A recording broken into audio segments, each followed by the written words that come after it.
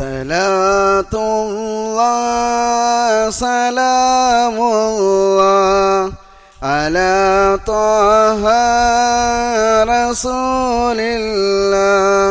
Salatullah salamullah ala yasin habibillah.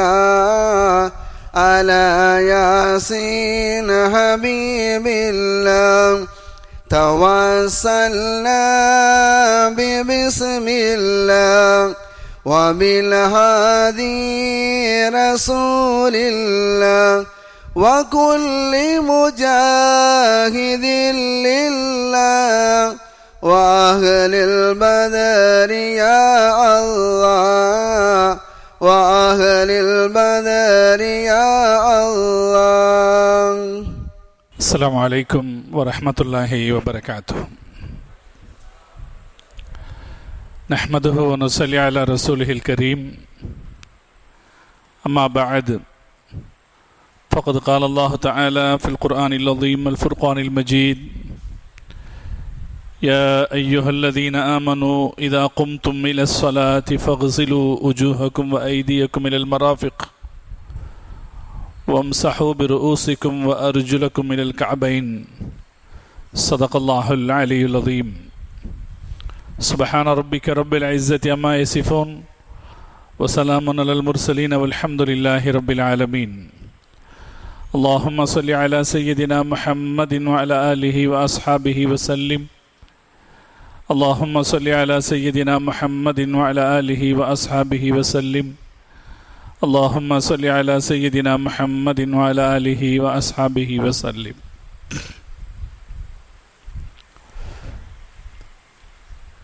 கண்ணியத்திற்கும் மரியாதைக்கும் உரிய அல்லாஹுவின் நல்லடியார்களே, பெரியோர்களே, அருமை சகோதரர்களே, பாசத்திற்குரிய தாய்மார்களே, இஸ்லாமிய வரலாற்று தொடர் நிகழ்ச்சியில் இன்றைய தினம்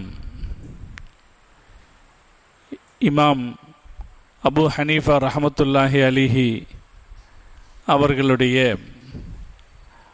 வாழ்க்கை வரலாற்று சாதனைகளை நாம் பார்க்க இருக்கிறோம்.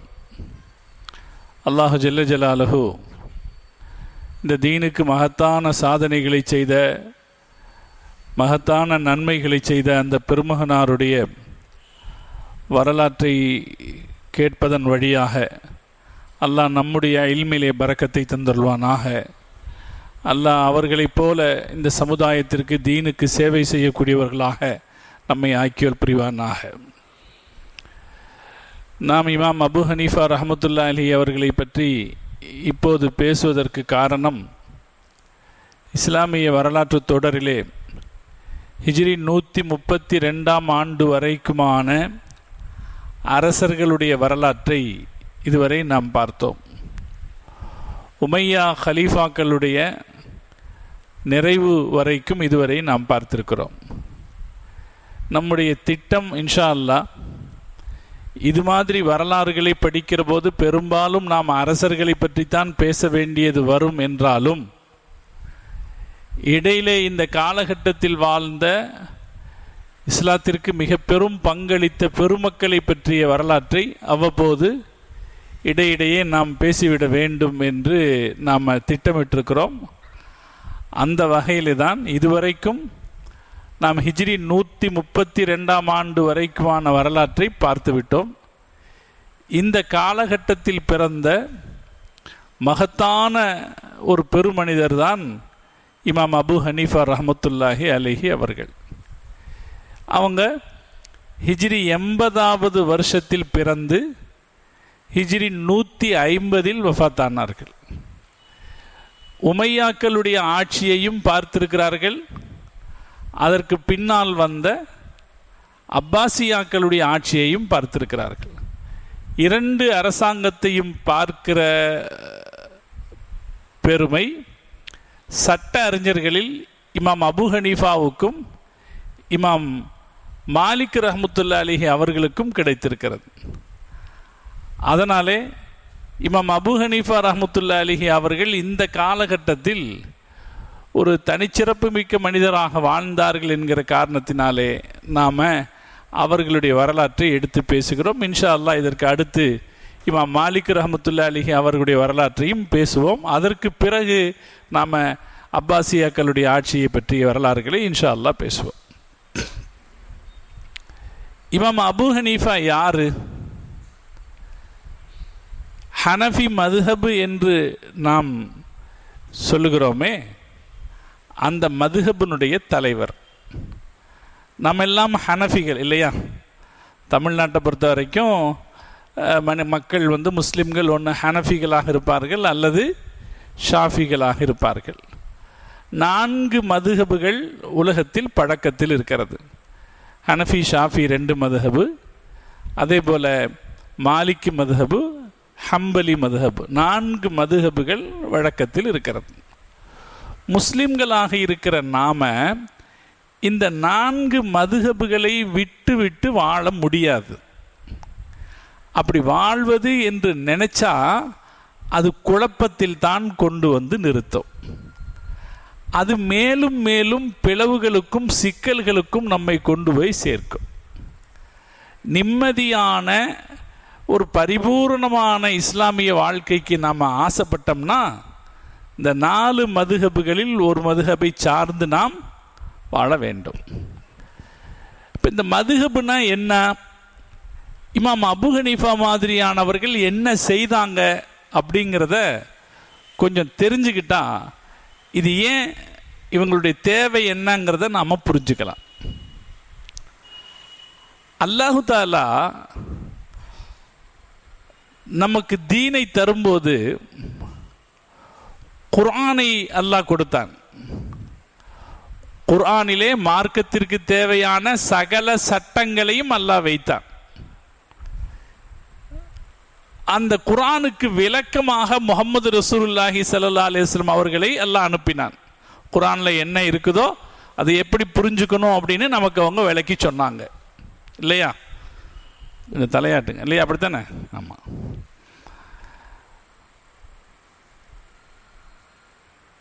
அல்லாஹ் குர்ஆனில் சொன்னது, அதற்கு முஹம்மது நபி ஸல்லல்லாஹு அலைஹி வஸல்லம் அவர்கள் விளக்கி தந்தது. இவை இரண்டுமே எப்படி அமையவில்லை என்றால் சட்ட வடிவத்தில் அமையவில்லை. சட்ட வடிவத்தில்னா இப்போ நம்மெல்லாம் மார்க்கம் படிக்க போகிறோம்னு வைங்க, மதரசால என்ன செய்வாங்க? முதல்ல குர்ஆன் ஓதி கொடுப்பாங்க இல்லையா? குர்ஆன் ஓதி கொடுத்ததுக்கு அப்புறம் மார்க்கத்தை எப்படி விளக்கி சொல்லுவாங்கன்னா சட்ட வடிவத்தில் தான் விளக்கி சொல்லுவாங்க. குர்ஆன் ஓதி கொடுத்ததுக்கு அப்புறம் நமக்கு என்ன சொல்லி தருவாங்க? ஒலுவின் ஃபரதுகள் 4 இப்படி தானே சொல்லி தருவாங்க. தீனை எப்படி சொல்லித்தர ஆரம்பிப்பாங்க? மார்க்கத்தினுடைய வணக்கங்களுடைய சட்டங்களை சொல்லித்தான் தீனை நமக்கு கற்றுக் கொடுக்க ஆரம்பிப்பாங்க. அப்படித்தான் கற்றுக்க முடியும். ஒலுவின் ஃபரதுகள் 6, தொழுகையின் ஃபரதுகள் இத்தனை, நோன்பின் ஃபரதுகள் இத்தனை, இப்படி சொல்லித்தானே நமக்கு சட்டம் சொல்லித்தான் மார்க்கத்தை சொல்லி தருவாங்க. குர்ஆனோ அல்லது ஹதீஸுகளோ இது போல இருக்கல. குர்ஆன்ல எங்கேயும் அல்லாஹு தஆலா ஒலுவின் சட்டங்கள், குளிப்பின் சட்டங்கள், திருமணத்தின் சட்டங்கள்னு அல்லாஹ் என்ன செய்யல? சட்ட வடிவத்தில் சொல்லல. அல்லாஹ் வேதங்களின் வடிவத்தில் சொன்னான். மூல ஆதாரங்கள் எந்த அமைப்பில் இருக்க வேண்டுமோ அந்த அமைப்பில் சொன்னா, அதே போல நபி ஸல்லல்லாஹு அலைஹி வஸல்லம் அவங்களும் அதற்கு விளக்கமான வடிவத்தில் விளக்கி சொன்னாங்களே தவிர அவங்களும் இப்படி சட்ட வடிவத்தில் நமக்கு மார்க்கத்தை சொல்லி தரல. ஒலுவின் ஃபர்து, திருமணத்தின் சட்டங்கள், வியாபாரத்தின் சட்டங்கள் அப்படின்னு சட்ட வடிவத்தில் நமக்கு மார்க்கத்தை சொல்லி தரல. தேவைப்பட்ட செய்திகளுக்கெல்லாம் விளக்கம் கொடுத்துட்டு போயிட்டாங்க, அவ்வளவுதான்.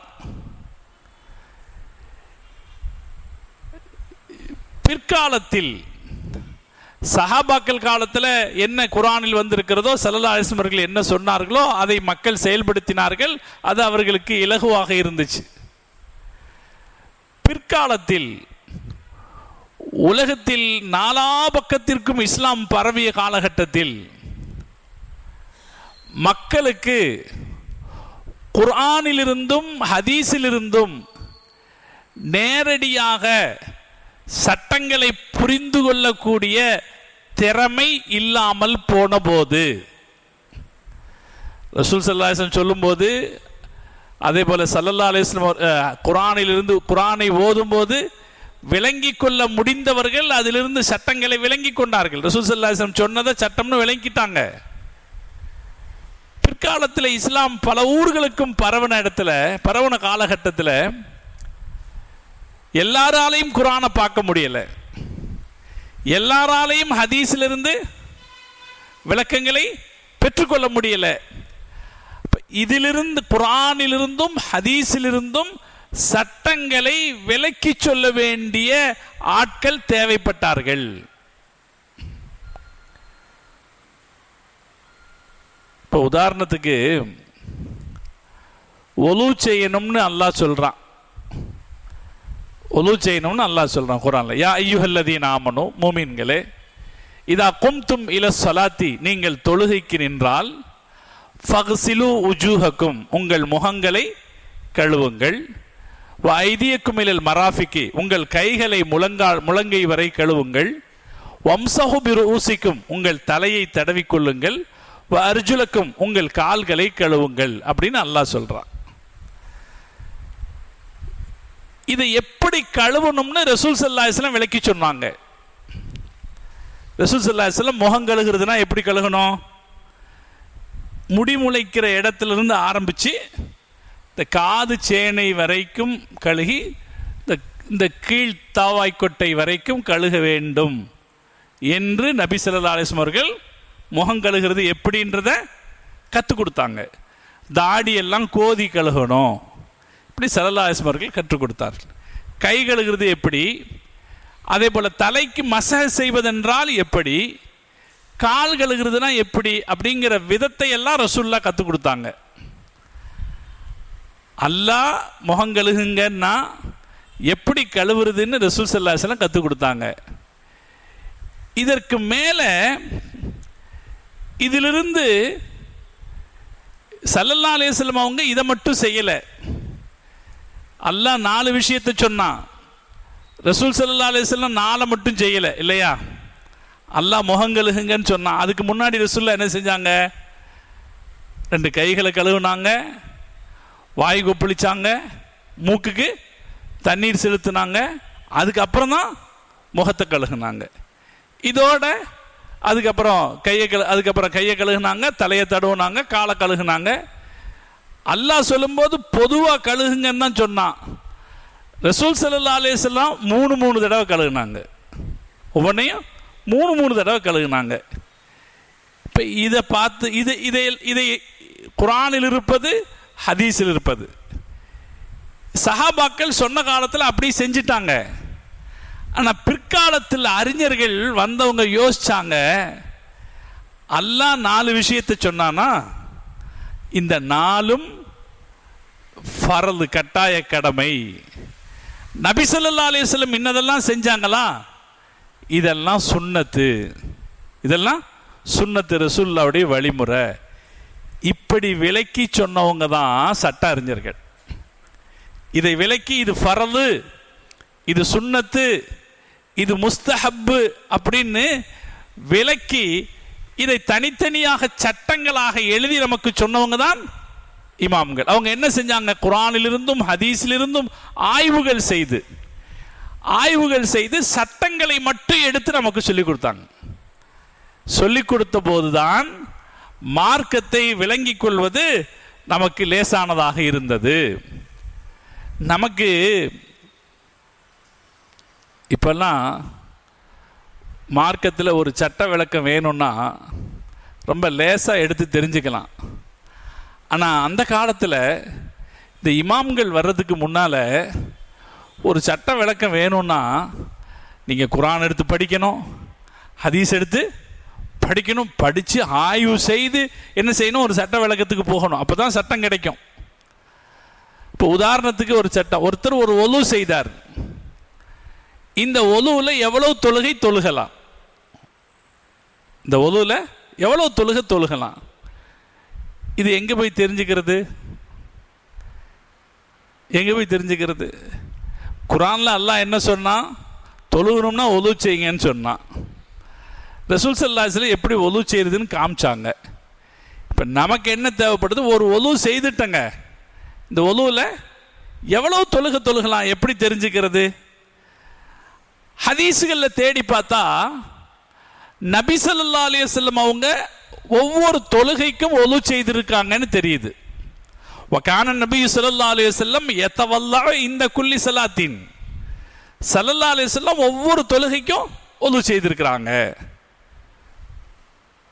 இப்போ நாம் என்ன செய்யணும்? ஒவ்வொரு தொழுகைக்கும் ஒலு செய்யணும். அந்த ஹதீஸை மட்டும் நாம் படித்தோம்னு வைங்க, ஒவ்வொரு தொழுகைக்கும் ஒலு செய்யணும். இமாம்கள் என்ன செய்கிறாங்க? இந்த ஹதீஸையும் பார்த்தாங்க, வேறொரு ஹதீஸையும் பார்த்தாங்க. என்ன ஹதீஸு? மக்கா வெற்றி அடைந்த அன்னைக்கு நபி ஸல்லல்லாஹு அலைஹி வஸல்லம் ஒலு செய்தாங்க.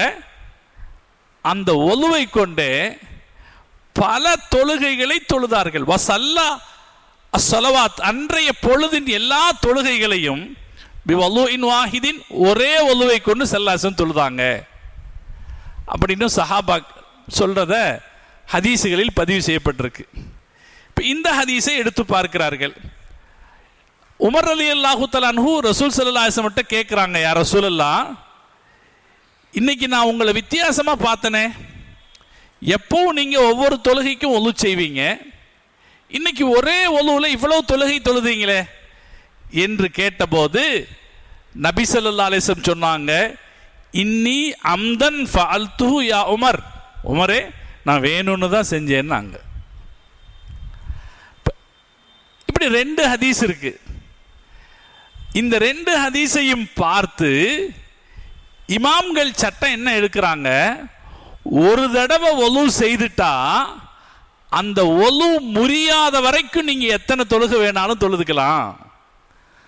நபி ஸல்லல்லாஹு அலைஹி வஸல்லம் அவங்க ஒவ்வொரு தடவையும் ஒலு செய்தாங்கிறது கட்டாயத்திற்காக அல்ல, ஒரு சிறப்பிற்காக ஒலு செய்திருக்கிறாங்க.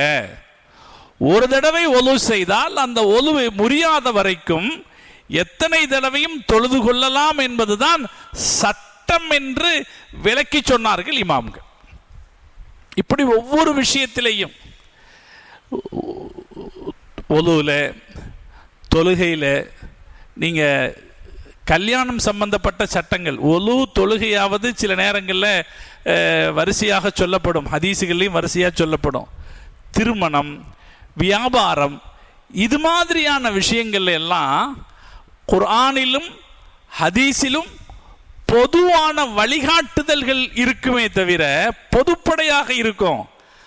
அதிலிருந்து சட்டம் என்ன என்று யூகித்து வகை பிரித்து சொன்னவர்கள் தான் இந்த சட்ட அறிஞர்கள், இமாம்கள். இதெல்லாம் ஃபர்து, இதெல்லாம் சுன்னத்து, இதெல்லாம் மக்ரூஹ் செய்யக்கூடாதவை, இன்னதெல்லாம் ஹராம் என்று நாம் இன்னைக்கு பயன்படுத்துகிறோமா இல்லையா? தீன்னாலே நமக்கு இன்னைக்கு இதுதான் ஃபர்து, சுன்னத்து, முஸ்தஹப்பு, வாஜிபு, மக்ரூஹ், ஹராம்ங்கிறதா இன்னைக்கு நமக்கு இருக்கிற தீன்ற வார்த்தை. இந்த வகை தொகைகளுக்குள்ளே என்ன ஏது என்று விளக்கி சொன்னவர்கள் தான் இமாம்கள்.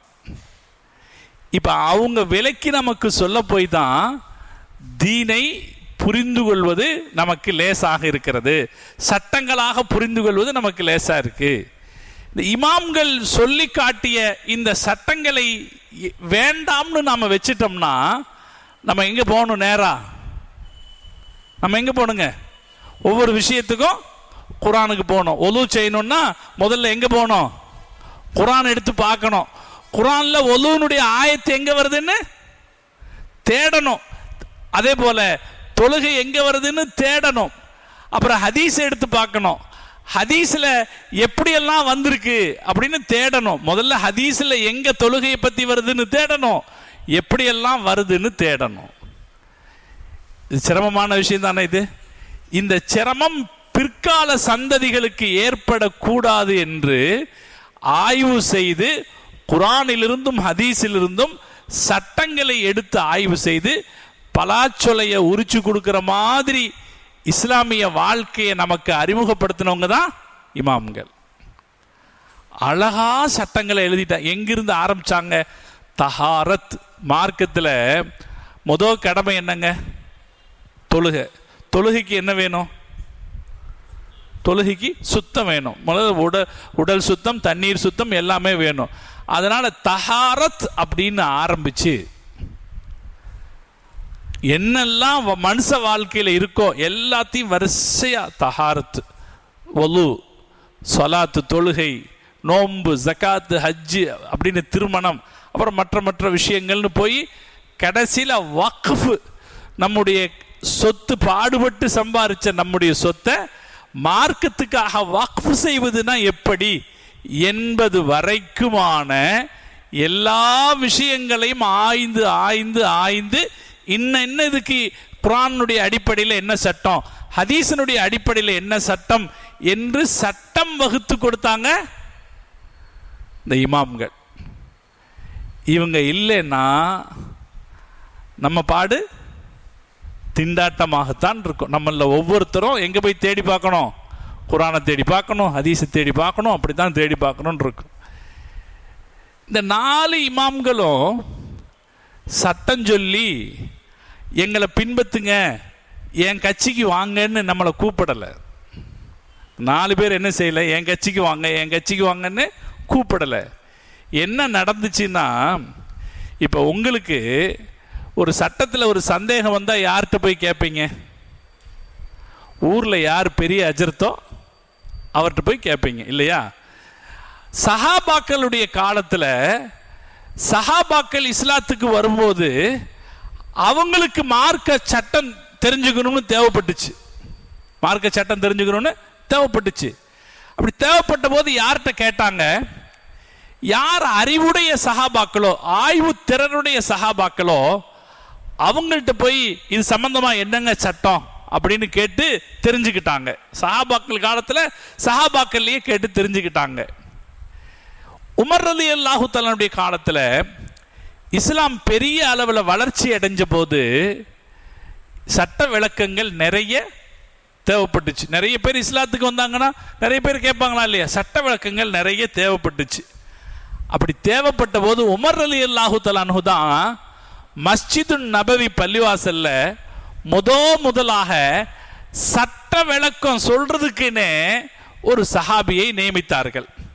உமர் ரலியல்லாஹு தஆலா அன்ஹு அவர்கள் சட்டம் விளக்கம் சொல்லுவதற்காக அப்துல்லாஹ் இப்னு மஸ்ஊத் ரலியல்லாஹு தஆலா அன்ஹுவை நீங்க மஸ்ஜிது நபவியில் உட்கார்ந்து சட்ட விளக்கங்கள் சொல்லுங்கன்னு ஆரம்பிச்சாங்க. இப்ப சட்ட விளக்கம் சொல்லக்கூடிய நடைமுறையை தொடங்கி வச்சது உமர் ரலியல்லாஹு தஆலா அன்ஹு. அதை உஸ்தாதாக இருந்தவர் அப்துல்லாஹ் இப்னு மஸ்ஊத் ரலியல்லாஹு தஆலா.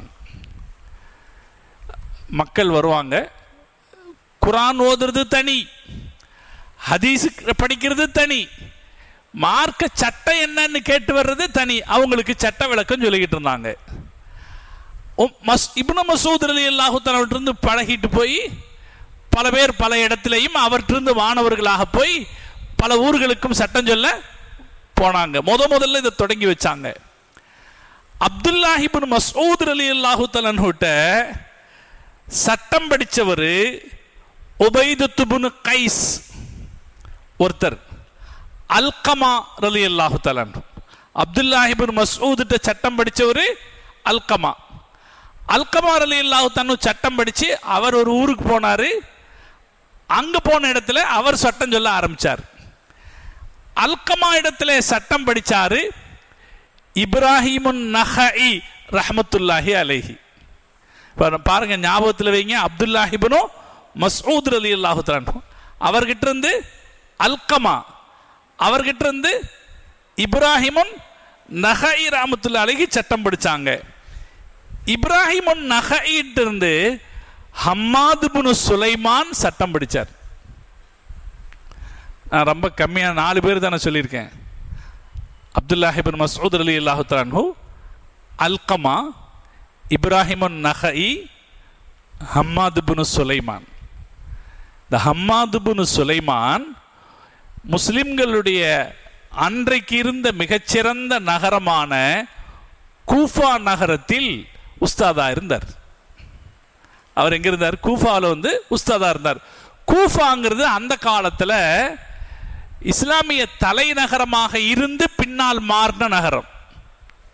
அலி ரலியல்லாஹு தன்னுடைய காலத்தில் கூஃபா தான் இஸ்லாமிய தலைநகராக இருந்தது. ஈராக்கில் இருந்துச்சு, இஸ்லாமிய தலைநகராக இருந்துச்சு. பின்னாடி இஸ்லாமிய தலைநகரம் டமாஸ்கஸுக்கு போச்சு. நீண்ட காலம் இஸ்லாமிய தலைநகராக இருந்ததுனால இஸ்லாமிய உலகத்தினுடைய கேந்திர பகுதியாக கூஃபா இருந்துச்சு. கூஃபால சட்டம் சொல்லக்கூடிய அறிஞராக இருந்தார் ஹம்மாத் இப்னு சுலைமான். மக்கள் அவர்கிட்ட இருந்து கேட்பாங்க. இவர்கிட்ட சட்டம் படித்தவர் தான் இமாம் அபு ஹனீஃபா ரஹ்மத்துல்லாஹி அலைஹி. இப்ப நான் உங்களுக்கு என்ன சொன்னேன்? இதை தொடங்கி வச்சவர் யாரு? அப்துல்லாஹ் இப்னு மஸ்ஊத் தொடங்கி வச்சாரு. அவர்கிட்ட இருந்து ஒவ்வொருத்தரா கத்துக்கிட்டாங்க. கத்துக்கிட்டவங்க ஒவ்வொரு ஊருக்கா போனாங்க, ஒவ்வொரு ஊர்லயும் போய் சட்டம் சொல்ல ஆரம்பிச்சாங்க. அப்படி கூஃபாவில் சட்டம் சொன்னவர் தான் இமாம் ஹம்மாது. அவற்றிருந்து சட்டம் படிச்சாரு இமாம் அபு ஹனீஃபா ரஹ்மத்துல்லாஹி. இதே போல வேறு சிலர் அப்படியே மதீனாவுக்கு போனாங்க. அப்படியே வேறு சிலர் ஒவ்வொரு நாடுகளுக்கும் போனாங்க. அந்தந்த நாட்டில் உள்ளவங்க யார்கிட்ட போய் கேட்பாங்க? யார் அங்க இருக்கிறாங்களோ அவங்கள்ட்ட போய் கேட்பாங்க. இப்ப இமாம் அபு ஹனீஃபா கூஃபால இருந்தாங்களா, அவங்கள்ட்ட கூஃபாக்காரங்க கேட்டாங்க. கூஃபால தான் இஸ்லாமிய ராணுவ கேந்திரம் இருந்தது. இஸ்லாமிய ராணுவ கேந்திரம் கூஃபால இருந்தா இருந்துச்சு. அப்ப சட்டம் வெளிநாட்டுக்கு போறவங்க எல்லாம் சட்டம் எங்கிருந்து படிப்பாங்க? இமாம் அபு இருந்து படிப்பாங்க. இதுக்கு அடுத்து மதீனால இமாம் மாலிக் ரஹ்மத்துல்லாஹி அலைஹி இருந்தாங்க. பக்தாதுல இமாம் அஹ்மத் இப்னு ஹம்பல் ரஹ்மத்துல்லாஹி அலைஹி இருந்தாங்க. மக்கால இமாம் ஷாஃபி ரஹ்மத்துல்லாஹி அலைஹி இருந்தாங்க. மக்கள் சட்டம் கேட்கும்போது யார்கிட்ட போய் கேட்பாங்க? இவங்கள்ட்ட கேட்பாங்க. இப்படியே கேட்டு போகும்போது என்னாச்சுன்னா, யார் ஒரு சட்டம், இந்த சட்டம் யார் சொன்னது? இமாம் அபு ஹனீஃபா சொன்னாரு. சரி, இந்த சட்டம் யார் சொன்னது? இமாம் மாலிக் சொன்னாரு. அந்தந்த ஊர்க்காரங்க அவங்க சட்டம் சொன்னதை பின்பற்றினாங்க. இப்போ உங்க ஊர்ல ஒரு பெரிய ஹஸரத் இருந்தாருன்னா அவர் சொல்ற சட்டத்தை நீங்க கேட்பீங்க. அப்படி அந்தந்த ஊர்க்காரங்க ஒரு சட்டத்தை சொல்றதை பின்பற்றினாங்க. அது இயல்பாக ஹனஃபி வழி அப்படின்னு ஆச்சு. மதுஹப்னா வழின்னு அர்த்தம். போற வழிக்கு பேர் என்னது? மதுஹப். இமாம் அபு ஹனீஃபா எந்த வழியில போனாங்களோ அந்த வழியில போறதுக்கு பேர் அந்த மதுஹப், வழி. இவங்க யாரும் திட்டம் போட்டு செஞ்சதில்லை. இமாம் அபு ஹனீஃபா அவங்க பள்ளிவாசல்ல அவங்க உட்கார்ந்துக்கிட்டு அவங்க நேரம் முழுக்க குரானையும் ஹதீஸ்லையும் செலவு பண்ணி குரான்ல இருந்தும் ஹதீஸ்ல இருந்தும் சட்டங்களை எடுத்து கேட்க வர்ற மக்களுக்கு சொல்லிக்கிட்டே இருந்தாங்க. மக்கள் அவங்க சொன்னதை கேட்டுட்டு போயிட்டே இருந்தாங்க. இயல்பாக என்ன வந்துருச்சு? ஹனஃபி வழின்னு ஒன்று வந்துருச்சு. இமாம் அபு ஹனீஃபாவுக்கு தெரியாது தன்னை பின்பற்றி இவ்வளவு பெரிய ஒரு கூட்டம் வரப்போகுதுன்னு. வாழ்க்கையில பாக்கியமான மனுஷங்க, பாக்கியமான மனுஷங்க. உலகத்திலேயே ரொம்ப செல்வாக்கான ஆளுக யாருன்னு கேட்டு பாருங்க, இவங்க தான் உண்மையில செல்வாக்கான ஆளுங்க. இமாம் அபு ஹனீஃபான்னு பேரை சொல்லிக்கிட்டு இன்னைக்கு எவ்வளோ பேர் இருக்கோம்? இருக்கிறோமா இல்லையா? இன்னைக்கு நம்மளாம் யாருங்க? யாரு? ஹனஃபிகள்னா யாருன்னு அர்த்தம்? ஹனஃபின்னா நம்ம யாரு பேரை சொல்லிக்கிட்டு இருக்கோம்? இமாம் அபு ஹனீஃபாவுடைய பேரை சொல்லிக்கிட்டு இருக்கோம். அப்ப அவங்களுடைய செல்வாக்கு என்ன சொல்றோம்? மார்க்கத்தை, குர்ஆனுடைய இஸ்லாத்தினுடைய சட்டத்தை இமாம் அபு ஹனீஃபா சொன்ன வழியில் பின்பற்றுகிறோம்னு அர்த்தம். நாம ஹனஃபினா அதுக்கு என்னங்க அர்த்தம்? மார்க்கத்தின் சட்டத்தை இமாம் அபு ஹனீஃபா சொன்ன வழியில் பின்பற்றுகிறோம் அப்படின்னு அர்த்தம். அப்ப அவங்களுடைய செல்வாக்கு எவ்வளவு பாருங்க. எத்தனை கோடி மக்கள் அவங்க வழியில் இன்னைக்கு போறாங்க. இமாம் ஷாஃபின்னு எடுத்துக்கங்க, எத்தனை கோடி மக்கள் அவங்க வழியில போறாங்க. அவங்களுக்கே தெரியாது நம்ம பேரை சொல்லிக்கிட்டு இவ்வளவு பேர் இருப்பாங்க. அவங்க இஹ்லாஸா பள்ளிவாசல்ல உட்கார்ந்து மார்க்க சட்டத்தை சொல்லிக்கிட்டே இருந்தாங்க. மக்கள் அவங்க சொன்னதை கேட்டுட்டே இருந்தாங்க. அது உலகம் முழுக்க பரவுச்சு. உலகம் முழுக்க இப்படித்தான் பரவுச்சு. யாரும் ஒரு கட்சி அமைச்சு நீ தலைவர் நான் செக்ரட்டரி நம்மெல்லாம் சேர்ந்து கட்சி நடத்துவோம்னு நடத்துனதல்ல. இது இயல்பாக வந்தது. இந்த 4 மதுஹப் தான் இயல்பா வந்துச்சா? அதுக்கு மேல வரலையா? மேலையும் வந்துச்சு. இவங்க எல்லாமையும் சட்ட அறிஞர்கள் வந்தாங்க. ஆனா உலகத்தில் அது பிரபலம் அடையல. சுஃபியானு தௌரி ரஹ்மத்துல்லாஹி அலைஹி அவங்க நிறைய சட்டம் சொன்னாங்க. அது அல்லாம வேற பலரும், இமாம் கஸ்ஸாலி கூட பல சட்டங்கள் சொன்னாங்க. ஆனா மக்கள்கிட்ட பிரபலமானது இந்த 4 சட்டம் தான், 4 வழிமுறை தான் மக்களிடத்தில் பிரபலமாச்சு. அதனால பிற்காலத்தில் வந்தவர்கள் ஹிஜ்ரி 300 இந்த இமாம்கள் எல்லாமே ஹிஜ்ரி 200-220 மௌத்தாயிட்டாங்க. அதனால ஹிஜ்ரி 300க்கு பின்னால வந்த ஹஜ்ரத் ஆலிம்கள் என்ன முடிவு செய்தாங்க? புதுசா இனி யாரும் குர்ஆன்ல இருந்தும் ஹதீஸ்ல இருந்தும் ஆய்வு செய்து சட்டம் சொல்ல வேண்டிய தேவையில்லை. ஏற்கனவே இந்த 4 பேர் என்ன சட்டம் சொன்னாங்களோ அதுவே போதுமானது. இனி புதுசா ஆய்வு செய்தா இந்த 4ல ஒன்னா தான் இருக்கும். புதுசா ஆய்வு செய்தா இந்த 4க்குள்ள ஒன்னா தான் இருக்கும். எனவே நாம இந்த 4 மதுஹபுகளில் ஒன்றை பின்பற்றினால் போதுமானது என்ற முடிவுக்கு வந்தாங்க ஹிஜ்ரி 300 வாழ்ந்த உலமாக்கள். அதனால தான் உலகத்தில் இந்த 4 மதுஹபுங்கிற நடைமுறையில் இருக்கு. இது யாரும் திட்டம் போட்டு உண்டாக்குனதல்ல, இயல்பாக வந்தது. உங்களுக்கும் எனக்கும் நேரடியாக குர்ஆனை பார்த்து ஹதீஸை பார்த்து சட்டங்களை விளங்கிக் கொள்ளக்கூடிய திறன் இல்லாத போது, நான் சொன்னது உங்களுக்கு புரியுதா? நேரா குர்ஆனை எடுத்து பார்த்து என்ன தெரிய முடியாது, நம்மனால சட்டம் விளங்கிக்க முடியாது. ஹதீஸை எடுத்து பார்த்து சட்டத்தை விளங்கிக்க முடியாத போது இந்த 4 வழியில் ஒன்றை பின்பற்றியாக வேண்டியது காலத்தின் கட்டாயம். காலத்தின் கட்டாயம். இதை விட்டுட்டு நீங்க வெளியில போனீங்கன்னா இன்னும் பல பிரிவுகளாக பிரிஞ்சு போவீங்களே தவிர ஒற்றுமைக்கு போக மாட்டீங்க. இந்த 4 மதுஹப் வேண்டான்னு பிரிஞ்சு போனாங்களா இல்லையா? நம்ம மக்கள் ஒண்ணுபட்டாங்களா பிளவுபட்டாங்களா? ஒண்ணுபட்டாங்களா பிளவுபட்டாங்களா? எத்தனை பிளவு தெரியுமா? இதுவரைக்கும் 11 பிளவு. தமிழ்நாட்டில் மட்டும் இதுவரைக்கும் 11 பிளவாக பிளவுபட்டிருக்காங்க. எத்தனை வருஷத்தில்? 20 வருஷத்தில். 20 வருஷம் ஒரு 25 வருஷத்தில் எத்தனை குரூப்பு? நான் இந்த குரூப் எல்லாம் சொல்ல வேண்டியதில்லை, என்னை விட உங்களுக்கே நிறைய தெரியும். முதல்ல நஜாத்துன்னு ஒன்று பிரித்தாங்க, ஜாக்குன்னு ஒன்று பிரிஞ்சாங்க, டிஎன்டிஜேன்னு ஒன்று பிரிஞ்சாங்க, ஐஎன்டிஜேன்னு ஒன்று பிரிஞ்சாங்க, அப்புறம் ஜமாத் இஸ்லாமின்னு ஒன்று பிரிஞ்சது, சலஃபிகள்னு ஒன்று பிரிஞ்சது, தமுமுக மர்கஸ்ன்னு ஒன்று பிரிஞ்சது. வேற எதுவும் ஹிஜ்ரி புதுசாக இப்போ ஒரு கமிட்டி வந்திருக்கா இல்லைங்களா? 5 நாளைக்கு முன்னாடி பெருநா கொண்டாடுறானா இல்லையா ஒருத்தன்? ஹிஜ்ரி கமிட்டின்னு ஒன்று பிரிஞ்சது. இப்படி கணக்கு போட்டு பார்த்தீங்கன்னா இன்ன வரைக்கும் 11 பார்ட்டி இருக்கான். இந்த 30 வருஷத்துல இந்த பார்ட்டிக்காரங்க இதுல ஒவ்வொன்றிலிருந்து மாறி மாறி வந்துகிட்டே இருக்கிறாங்க இல்லையா? முதல்ல எதுல இருந்தா இந்த 30 வருஷத்துல பார்த்து தான் நம்ம எல்லாம் பார்க்க தானே செய்யறோம். இந்த ஹனஃபியா இருந்தவங்க 1300 வருஷமா ஹனஃபியா இருக்காங்க. ஹனஃபியா அபு ஹனீஃபா 150 மௌத்தானது. 150ன்னா 1300 வருஷம் ஆச்சு. ஹனஃபியா இருக்கிறவங்க 1300 வருஷமா. நான் ஹனஃபி, எங்க தகப்பனார் ஹனஃபி, என் பாட்டனாரு ஹனஃபி, அவங்க பாட்டனாரு ஹனஃபி. இப்படி எவ்வளவு வருஷமா இருக்கிறோம்? 1300 வருஷமா ஒரே மார்க்கத்தில் இருக்கும். ஷாஃபியா இருக்கிறவங்களும் அப்படித்தான் 1300 வருஷமா ஒரே மார்க்கத்தில் இருக்கிறோம். சின்ன சின்ன கருத்து வேறுபாடுகள் இருந்தாலும் வேற பிரச்சனை எதுவும் இல்லை நமக்குள்ள.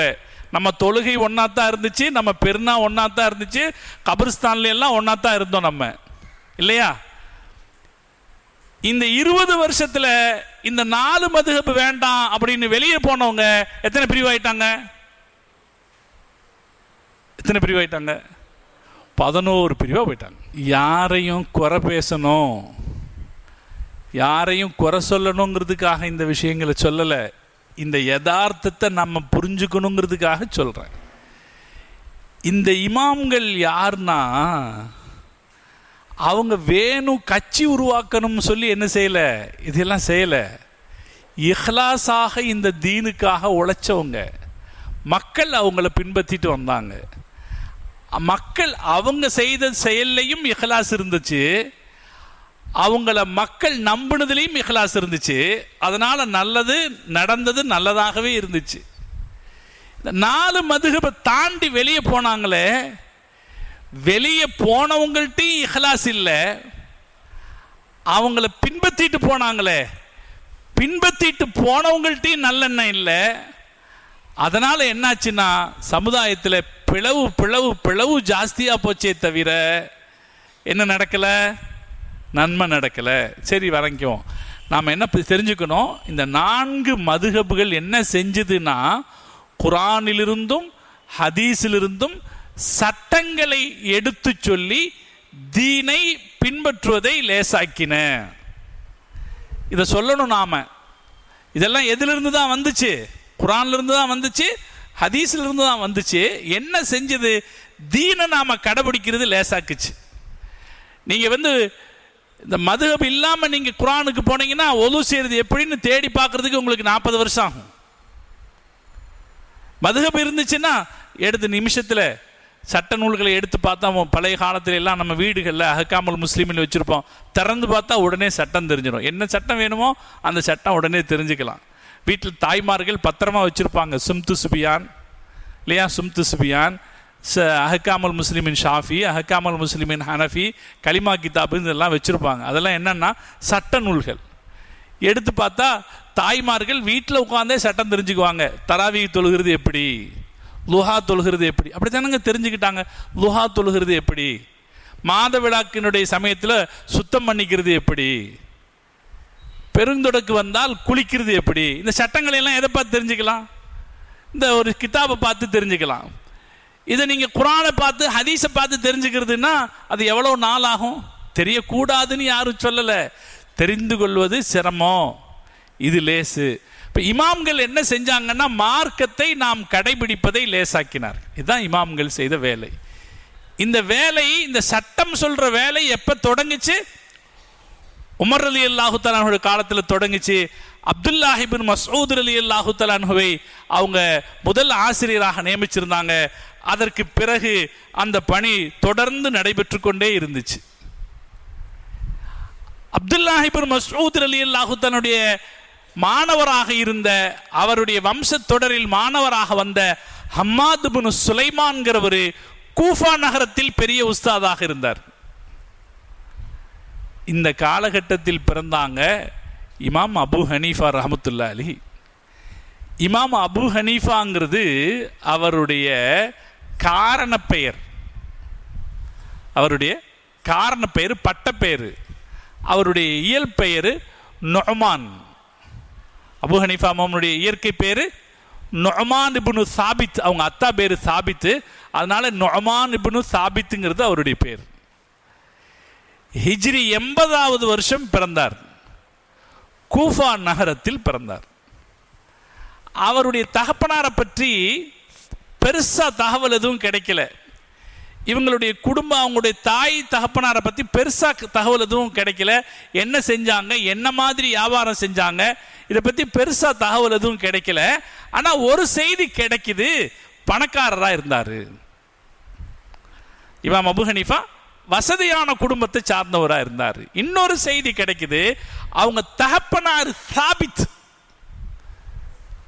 அவரு ஆலிம்களுக்கு, பெரியவர்களுக்கு பணிவிடை செய்யக்கூடியவராக இருந்தார். யாராவது கூஃபா நகரத்துக்கு பெரியவங்க வந்துட்டாங்கன்னா, பெரியவங்கன்னா அந்த காலத்தில் பெரியவங்கன்னா யாருன்னா சஹாபாக்கள். கூஃபா நகரத்துக்கு பெரியவங்கன்னா எங்கிருந்து? மதீனாலிருந்து ரசூலுல்லாஹ்வுடைய தோழர்கள் சஹாபாக்கள் வர்றது தான் அந்த காலத்தில் பெரியவங்க வர்றது. அது மாதிரி யாராவது சஹாபாக்கள் வந்தாங்கன்னா அவர் கூடவே போய் இருந்துருவார். வசதி இருந்துச்சு அவர்கிட்ட, கூடவே போய் ஹிதுமத்துக்கு இருந்துருவார், அவங்களுக்கான பணிவிடைகளை செய்வார். அது மாதிரியான ஒரு தடவை அலி ரலியல்லாஹு தஆலா அன்ஹு அவர்கள் கூஃபாவுக்கு வந்த சந்தர்ப்பத்தில், கூஃபால தான் அலி ரலியல்லாஹு தஆலாவுடைய தலைமையகம் இருந்துச்சு.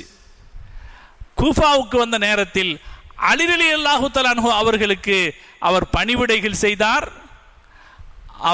அவருக்காக அலி ரலியல்லாஹு தஆலா அவர்கள் துஆ செய்தார்கள். வரலாற்றில் வருகிறது, அன்ன அலி இப்னு அபீ தாலிபின் தஆ லி சாபித்தின் இந்தமா ரஆஹு பில் பரக்கத் ஃபீஹி. சாபித்துக்கு அலி ரலியல்லாஹு தஆலா துஆ செய்தாங்க, அல்லாஹ் உங்களுக்கு பரக்கத் செய்வானாக. நல்லவங்க பெரியவங்கள்ட்ட இருந்து இந்த துஆ கேட்கணுங்க. இந்த துஆ கேட்குற பழக்கம் இப்போ குறைஞ்சு போயிடுச்சு. இப்போ சமூகத்தில் ஏற்பட்ட ஒரு தீய சிந்தனைகள் காரணமாக பெரியவங்க யார் வந்தாங்கன்னா துஆ செய்யுங்க அப்படின்னு சொல்கிற பழக்கம் குறைஞ்சி போச்சு. சொல்லணும். நபி ஸல்லல்லாஹு அலைஹி வஸல்லம் அவங்கள இடத்துல சஹாபாக்கள் அவங்க குழந்தைங்களை கொண்டு வந்து கொடுத்து எங்கள் குழந்தைகளுக்காக துஆ செய்யுங்கன்னு சொல்லுவாங்க. உம்மு சுலைம் ரலியல்லாஹு தஆலா அன்ஹா, இதில் தாய்மார்கள் தான் முக்கிய பங்கு வகிச்சிருக்காங்க. தாய்மார்களுக்கு தான் பிள்ளைங்களை பற்றி சந்ததிகளை பற்றி கவலை இருக்கும். நபி ஸல்லல்லாஹு அலைஹி வஸல்லம் அவங்கள இடத்துல உம்மு சுலைம் அம்மா அவங்களுடைய மகன் அனஸ் ரலியல்லாஹு தஆலா அன்ஹு கூட்டிகிட்டு வர்றாங்க. கூட்டிகிட்டு வந்து, யா ரசூலல்லாஹ், என் மகனுக்காக துஆ செய்யுங்க அப்படிங்கிறாங்க. ரசூல் ஸல்லல்லாஹு அலைஹி வஸல்லம் துஆ செய்தாங்க, அல்லாஹும்ம பாரிக் ஃபி மாலிஹி வ வலதிஹி. யா அல்லாஹ், இவருக்கு கிடைக்கிற காசு பணத்திலும் இவருக்கு குழந்தை பாக்கியத்திலும் பரக்கத் செய்வாயாகன்னு துஆ செய்தாங்க. துஆ செஞ்சது யார்? ரசூல் ஸல்லல்லாஹு அலைஹி வஸல்லம். அனஸ் ரலியல்லாஹு தஆலா அன்ஹு நூற்றுக்கணக்கான பேரப்பிள்ளைகளை வச்சுருந்தாங்களாம். நிறைய மக்கள் அவருக்கு பிறந்தாங்க. நூற்றுக்கணக்கான பேரப்பிள்ளைகளை வச்சுருந்தாங்களாம். அவங்க மௌத்தாகும்போது அவ்வளோ பரக்கத்து அவங்களுக்கு அவங்க சந்ததிகள்லையும் கிடைச்சிது. அதுபோல் அவங்களுக்கு ஏராளமான செல்வமும் திரண்டுச்சான். இது ரசூல் ஸல்லல்லாஹு அலைஹி வஸல்லம் துஆவுடைய பரக்கத். அது அதனால் பெரியவங்க வரும்போது, நல்லவங்க வரும்போது மூத்தவங்க கிட்ட துஆ செய்யுங்க அப்படின்னு சொல்கிறது ஒரு சஹாபாக்களுடைய நடைமுறை. அலி ரலியல்லாஹு தஆலா அன்ஹு அவங்க சாபித்துக்கு துஆ செய்தாங்க, யா அல்லாஹ் இவருக்கு நீ பரக்கத் செய்வாயாகன்னு. ரெண்டு விஷயம் இருக்கு. துஆ செய்யுங்கன்னு கேட்கறதும் சிறந்தது, நாம துஆ செய்யறதும் நல்லது. நாம யாரா இருக்கட்டும், அங்கீகரிக்கிறவன் யாரு? அல்லாஹ். நாம நல்லவங்களா இருந்தா தான், நாம ரொம்ப சிறப்பா இருந்தா தான் அல்லாஹ் அங்கீகரிப்பான்னு இல்லை.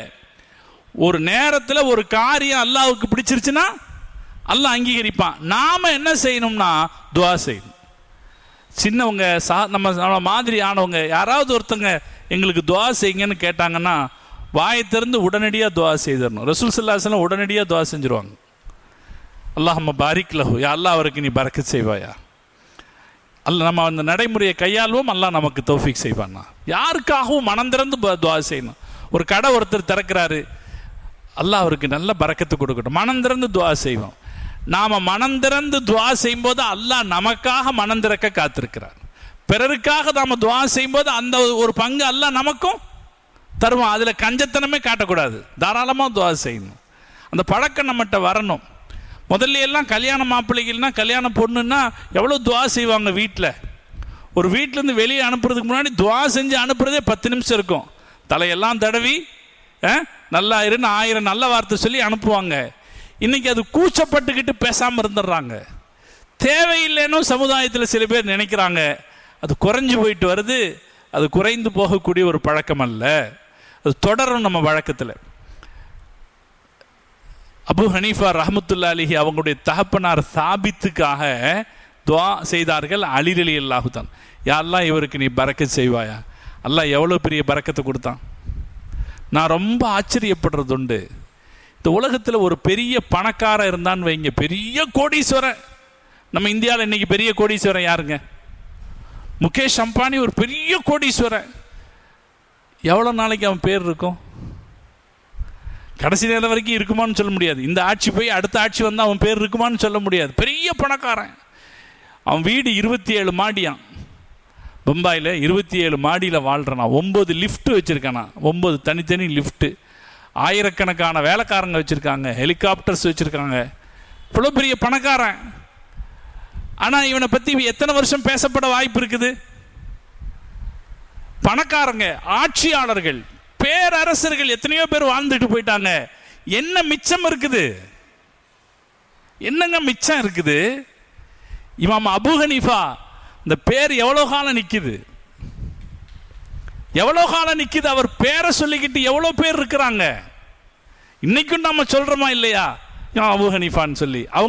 அவங்கள நான் பின்பற்றுறேன், அவங்க வழியில் இந்த மார்க்கத்தை நான் கடைபிடிக்கிறேன்னு நாம சொல்றோமா இல்லையா? பள்ளிவாசல்கள் எல்லாம் ஹனஃபி ஜமாத், ஷாஃபி ஜமாத்னு எழுதி வச்சிருக்கிறாங்களே. 21ஆம் நூற்றாண்டிலேயும் 1300 வருஷத்துக்கு அப்புறமும் இவங்க பேரை சொல்லிக்கொண்டு எங்கெங்கோ. இமாம் ஷாஃபி வாழ்ந்தது மக்கால, இமாம் அபூ ஹனீஃபா வாழ்ந்தது கூஃபால, இமாம் அஹமது வாழ்ந்தது பகதாதுல, இமாம் மாலிக் வாழ்ந்தது மதீனால. இந்த ஊரையெல்லாம் திரும்பி கூட அவங்க பார்த்தது கிடையாது. ஐயம்பேட்டை எங்க இருக்குன்னு திரும்பி பார்த்துருப்பாங்களா என்ன? ஆனால் அங்கும் அவர்களுடைய பேரை சொல்லி கொண்டிருக்குதுன்னா என்ன மாதிரியான ஒரு வாழ்க்கை இது, என்ன மாதிரியான ஒரு செல்வாக்கு இது. அதனால நான் எப்பவும் ஆச்சரியப்படுவேன், யாருங்க இந்த உலகத்தில் செல்வாக்கை பற்றி பேசுகிறவனெல்லாம் இவங்களை பற்றி யோசிச்சு பார்க்கணும். இமாம் அபூ ஹனீஃபா, இமாம் ஷாஃபிங்கிறவங்களை பற்றி யோசிச்சு பார்க்கணும். அவங்க நபி கிடையாது, நபி கிடையாது, அவர்கள் சஹாபாக்கள் கிடையாதவர்கள். ஆனால் இந்த தீனுக்கு அவர்கள் செய்த ஹிதுமத் என்கிற சேவையின் காரணத்தினாலே நிலைத்த பெருமைக்கு சொந்தக்காரர். இமாம் அபூ ஹனீஃபா ரஹ்மத்துல்லாஹி அலைஹி கூஃபால பிறந்தாங்க. அவங்களுடைய தகப்பனார் சாபித்துக்கு அலி ரலியல்லாஹு தஆலா செய்த துஆ அவங்களுடைய மகன் அபூ ஹனீஃபா ரஹ்மத்துல்லாஹி அலைஹி நுஅமான் என்று பெயர் வச்சாங்க. அவங்களுடைய ஆரம்ப காலத்தை பற்றி அதிக செய்திகள் இல்லை. ஆனால் ஒன்று வந்திருக்குது, கூஃபா அன்னைக்கு அறிவின் தலைநகரமாக இருந்துச்சு. அதனாலே சாபித்தினுடைய மொத்த குடும்பமும் அறிவார்த்தமான குடும்பமாக இருந்துச்சு. அவங்க தாப்பனாரு, அவங்க சின்னத்தா பெரியத்தாக்கள் எல்லாருமே அறிவார்த்தமானவர்களாக இருந்தார்கள். இமாம் அபூ ஹனீஃபா அந்த காரணத்தினாலே அவங்களும் போய் எல்லா வகையான அறிவுகளையும் கற்றார். அன்றைய காலகட்டத்தில் எந்தெந்த அறிவு கிடைத்ததோ ஆசிரியர்களிடத்திலே சென்று அந்த அறிவுகளை எல்லாம் கற்றார். கற்ற பிறகு அவங்க வியாபார குடும்பத்தில் பிறந்ததுனால, தகப்பனாரும் வசதியானவராக இருந்ததுனால வியாபாரத்தில் சீக்கிரமாக இறங்கிட்டார். வியாபாரத்திலேயே கவனமாக இருந்தார். வியாபாரிகள் எதில் கவனமாக இருப்பாங்க? சந்தையில் கவனமாக இருப்பாங்க இல்லையா? இன்றைக்கெல்லாம் எப்படி ஒரே லேப்டாப் பார்த்துக்கிட்டு கம்ப்யூட்டரில் பார்த்துக்கிட்டு ஷேர் மார்க்கெட் ஏறுதா இறங்குதான்னு கவனமாக இருக்காங்களோ, அதுபோல் அன்றைக்கி எந்த ஊரில் எந்த சந்தை நடக்கும், என்ன வாங்கலாம் என்ன விற்கலாம், இதில் தானே கவனமாக இருப்பாங்க. இமாம் அபூ ஹனீஃபா சந்தையில் கவனமாகவே இருந்தாங்க. எங்கெல்லாம் சந்தை நடக்குது அதில் கவனமாக இருந்தாங்க.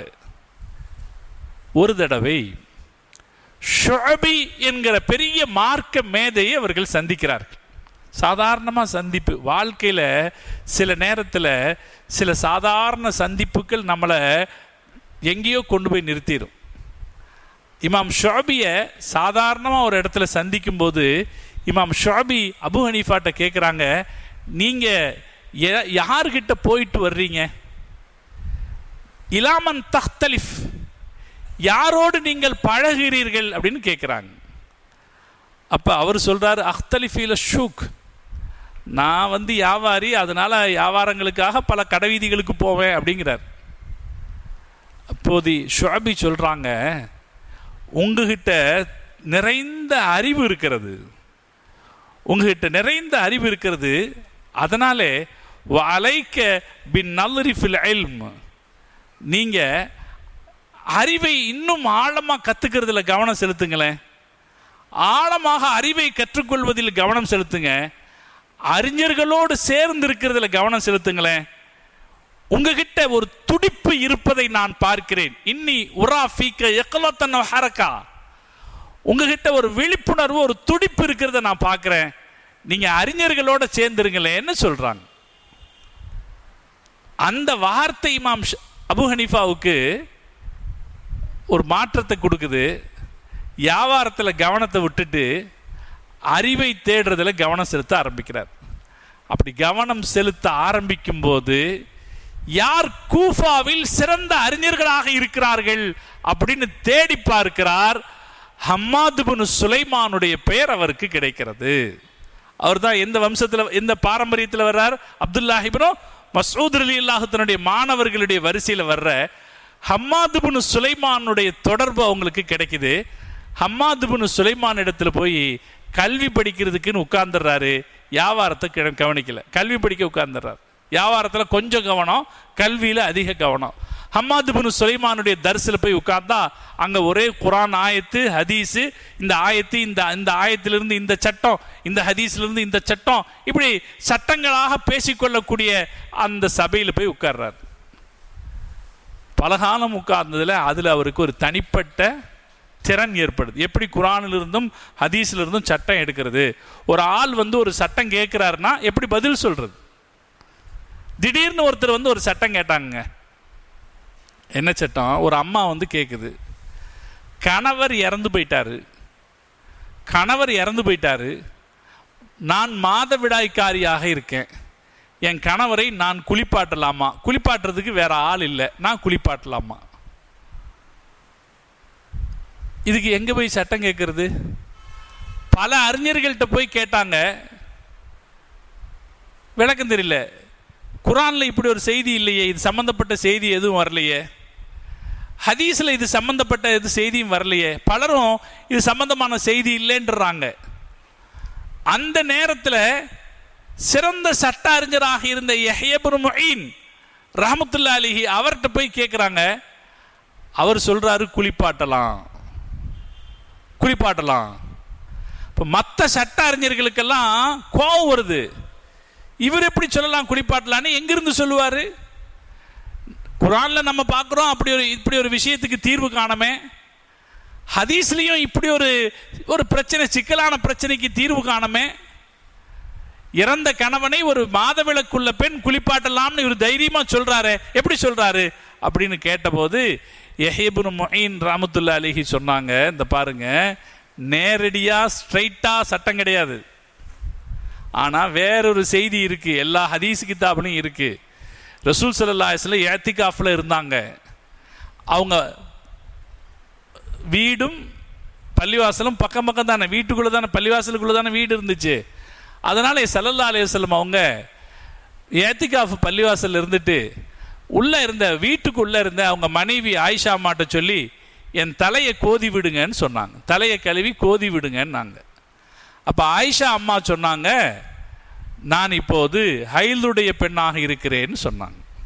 நான் உங்க தலையை, எனக்கு நான் ஹைலுடைய பெண்ணா இருக்கேன், நான் மாத விளக்குள்ளவளா இருக்கேன், நான் என்ன எப்படி உங்க தலையை கழுவுறதுன்னு கேட்டாங்க.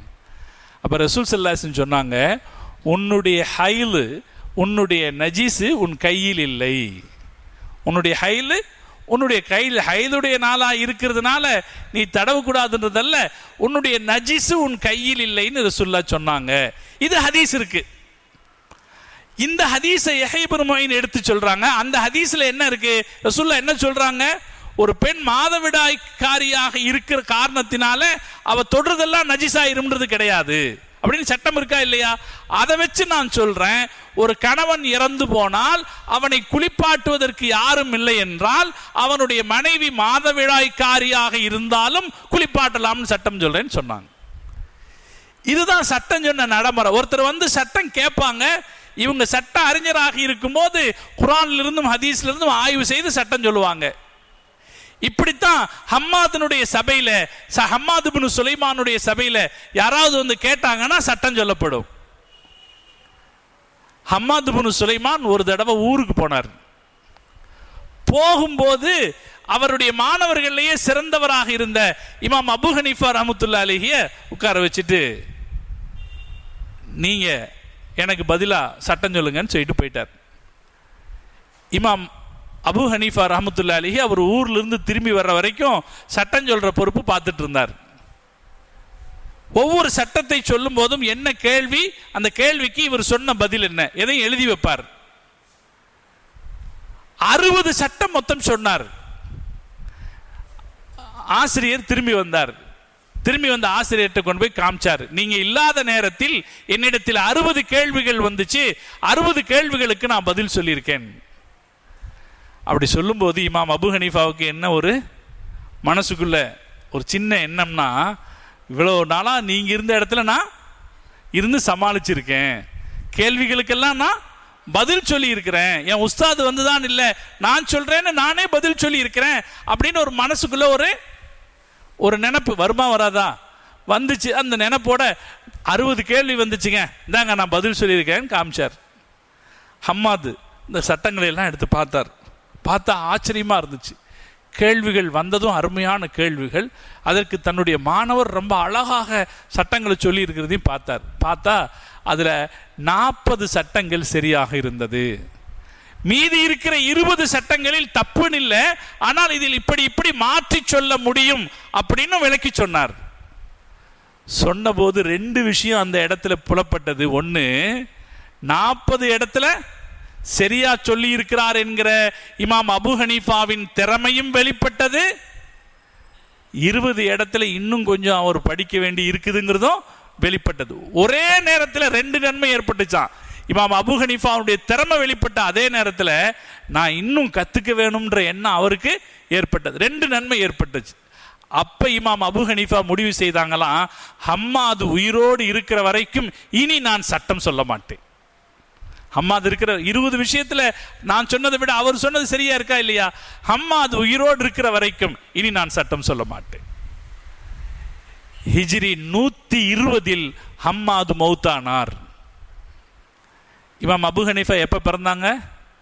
ஹிஜ்ரி 80 பிறந்தாங்க. ஹிஜ்ரி 120 ஹம்மாது மௌத்தானார். அப்போ இமாம் அபு ஹனீஃபாவுடைய வயசு என்ன? 40 வயசு. ஹம்மாது மௌத்தான பிறகு அவருடைய இடத்திற்கு இமாம் அபு ஹனீஃபா ரஹ்மத்துல்லாஹி அலைஹி அவர்கள் அமர்த்தப்பட்டார்கள். அவங்களுக்கு பதிலாக இனி கூஃபாவில் இருந்து மார்க்க சட்டத்தை நீங்கள் சொல்லுங்கள் என்று அவர்கள் அமர்த்தப்பட்டார்கள். இதற்கு இடையில ஹம்மாதிட்ட மட்டும் இல்லாமல் பல அறிஞர்களிடத்தில் இமாம் அபு ஹனீஃபா கல்வி கற்றாங்க. பல சஹாபாக்களை பார்த்தார்கள். குறிப்பாக அனஸ் ரலியல்லாஹு தஆலா அன்ஹுவை இமாம் அபு ஹனீஃபா பார்த்திருக்கிறாங்க. சஹாபியை பார்த்தவர்களுக்கு தாபிஈன்னு பேர், ரசூலுல்லாவை பார்த்தவங்களுக்கு சஹாபின்னு பேரு, சஹாபியை பார்த்தவங்களுக்கு தாபிஈன்னு பேரு. இமாம் அபு ஹனீஃபா ரஹ்மத்துல்லாஹி அலைஹி அனஸ் ரலியல்லாஹு தஆலா அன்ஹு பார்த்திருக்காங்க, வேற சில சஹாபாக்களையும் பார்த்திருக்காங்க. யாரையெல்லாம் அறிஞர்களை பார்க்கிறாங்களோ அவங்கள்ட்ட இருந்தெல்லாம் கல்வியை கற்றுக்கொண்டார்கள். 120 ஹம்மாது மௌத்தான பிறகு அவருடைய இடத்தில் உட்கார்ந்து சட்டம் சொல்ல ஆரம்பித்தார்கள். அதுக்கு பிறகு என்ன ஆச்சுன்னா, சட்டக்கலை பாய்ந்து பரவ தொடங்குச்சான். எதனாலன்னா, எந்த ஒரு பிரச்சனைக்கும் சீக்கிரமாக சட்டம் சொல்றதுல இமாம் அபு ஹனீஃபாவுக்கு இருந்த ஆற்றல். 2வது முக்கியமாக கவனிக்க வேண்டிய விஷயம் என்னன்னா, இமாம் அபு ஹனீஃபா ரஹ்மத்துல்லாஹி அலைஹி என்ன செய்தாங்க, பாரம்பரியமாக சில நடைமுறைகள் இருக்கும். சட்டம் சொல்றதுல பாரம்பரியமாக சில நடைமுறைகள் இருக்கும். என்ன செய்வாங்க, ஒரு விஷயம் வந்து சொன்னா இதுக்கு குர்ஆன்ல என்ன இருக்குன்னு பார்ப்பாங்க, ஹதீஸ்ல என்ன இருக்குன்னு பார்ப்பாங்க, சஹாபாக்களுடைய கருத்து என்ன இருக்குன்னு பார்ப்பாங்க. அதுக்கப்புறம் இதுல இருந்து இமாம்கள் செய்யக்கூடிய ஆய்வுக்குன்னு ஒரு மெத்தட் இருக்கு. அந்த மெத்தட் படி எப்படி சட்டம் வரும்னு பார்ப்பாங்க.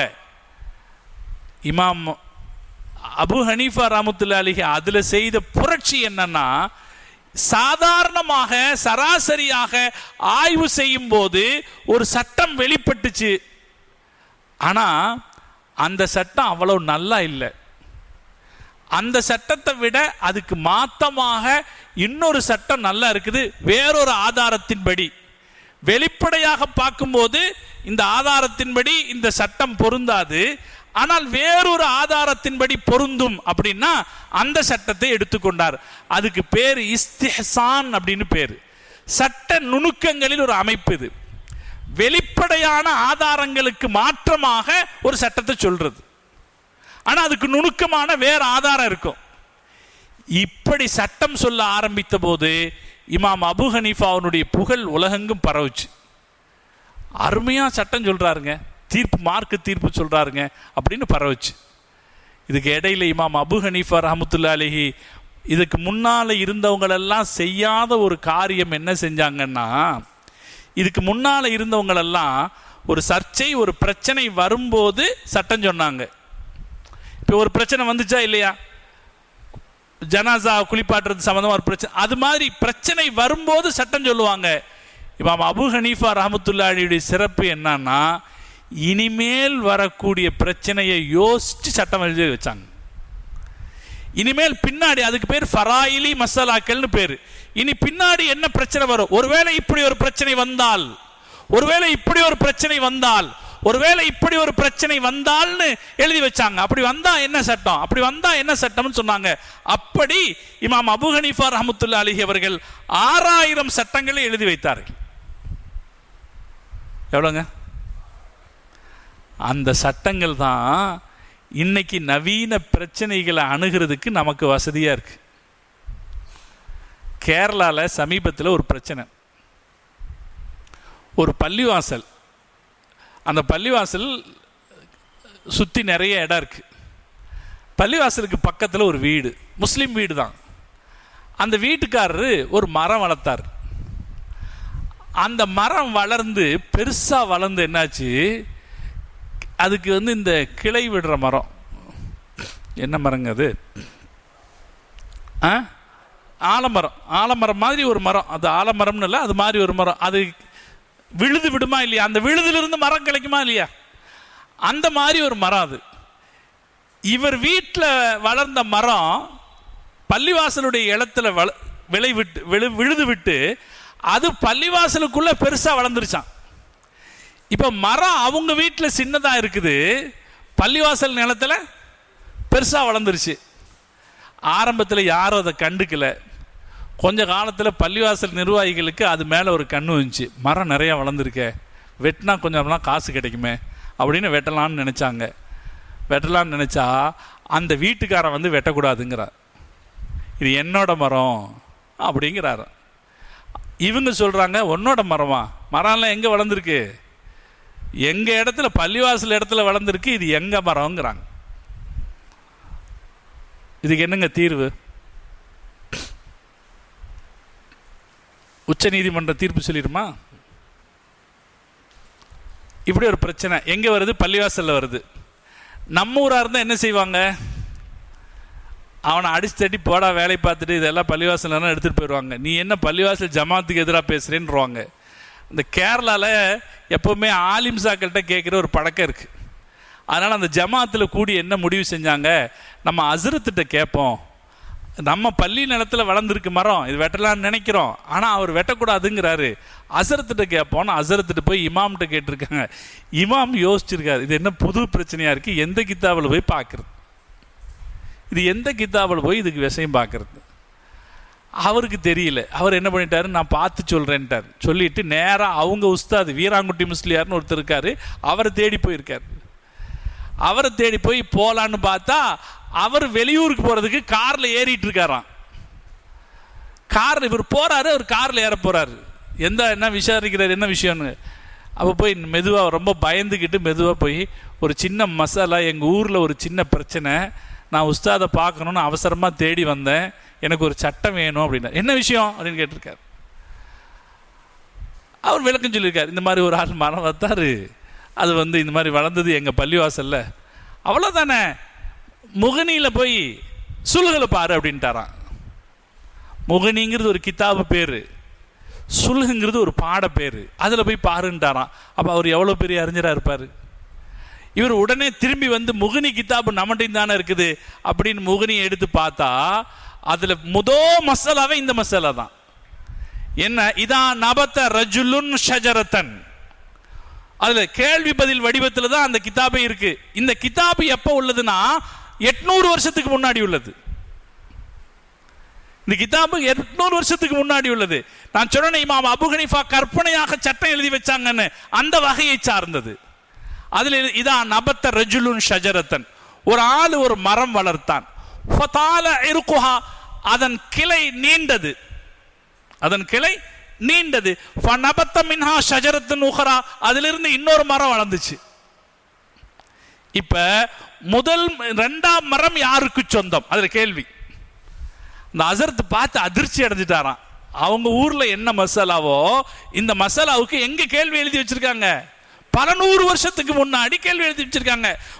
மரத்திலிருந்து இன்னொரு மரம் வளர்ந்தா இந்த இரண்டாம் மரம் யாருக்கு சொந்தம்? கேள்வி எழுதிட்டு ஆர்வமா படிக்கிறாரு. அதுல இருக்கு, இரண்டாம் மரம் முதல் மரத்துக்கு சொந்தக்காரனுக்கு சொந்தம். அஜரத்துக்கு மசாலா யாருக்கு சார்பா போச்சு? யாருக்கு சர்வ போச்சு? ஆனால் அதுக்கு அடுத்து எழுதியிருக்காங்க, 2ஆம் மரம் முதல் மரத்துக்கு சார்ந்தவனுக்கு சொந்தம், ஆனால் அவன் இந்த 2ஆம் மரம் யாருடைய நிலத்தில் வளர்ந்ததோ அந்த நிலத்துக்கு சொந்தக்காரனுக்கு வாடகை தர வேண்டும். எப்ப எழுதி வச்சிருக்காங்க? ஃபிக்ஹ் கிதாபுகளெல்லாம் இன்னைக்கு சில பேர் துச்சமா பேசிடுறான். நமக்கு என்ன இமாம் அபூ ஹனீஃபாவுடைய பலம் என்ன, கனம் என்னன்னு நம்ம சமூகத்துக்கு புரியல. இப்படி 6000 மசாயில்கள், 1-2 அல்ல, 6000 மசாயில்கள். இன்னைக்கு என்ன ஒரு புதிய பிரச்சனை உருவாகுமோ அந்த பிரச்சனைகளுக்கான தீர்வு எழுதி வச்சிருக்காங்க. ஒரு 7-8 வருஷத்துக்கு முன்னாடி நம்ம நாட்டினுடைய பார்லிமெண்ட்ல வாடகை தாய் மூலம் பிறக்கிற குழந்தைக்கு சட்டபூர்வ அதிகாரம் கிடைக்குமான்னு ஒரு பிரச்சனை. உங்களுக்கு ஏதாவது புரிஞ்சுதா? இன்னைக்கெல்லாம் எப்படியெல்லாம் நடைமுறை வந்துருச்சுன்னா, குழந்தை இயற்கையாக பிறக்கலாட்டி வெளியே குழந்தைய உண்டாக்கி வயிற்றுக்குள்ள வச்சுக்கலாம் இல்லையா? வெளியே டெஸ்ட் டியூப் பேபி பண்ணுறாங்களா இல்லையா? இன்றைக்கி ரொம்ப சாதாரணமாக நடைமுறைகள் குழந்தை பெற்றுக்கிறத ரொம்ப லேசாக்கி இருக்குது அறிவியல்.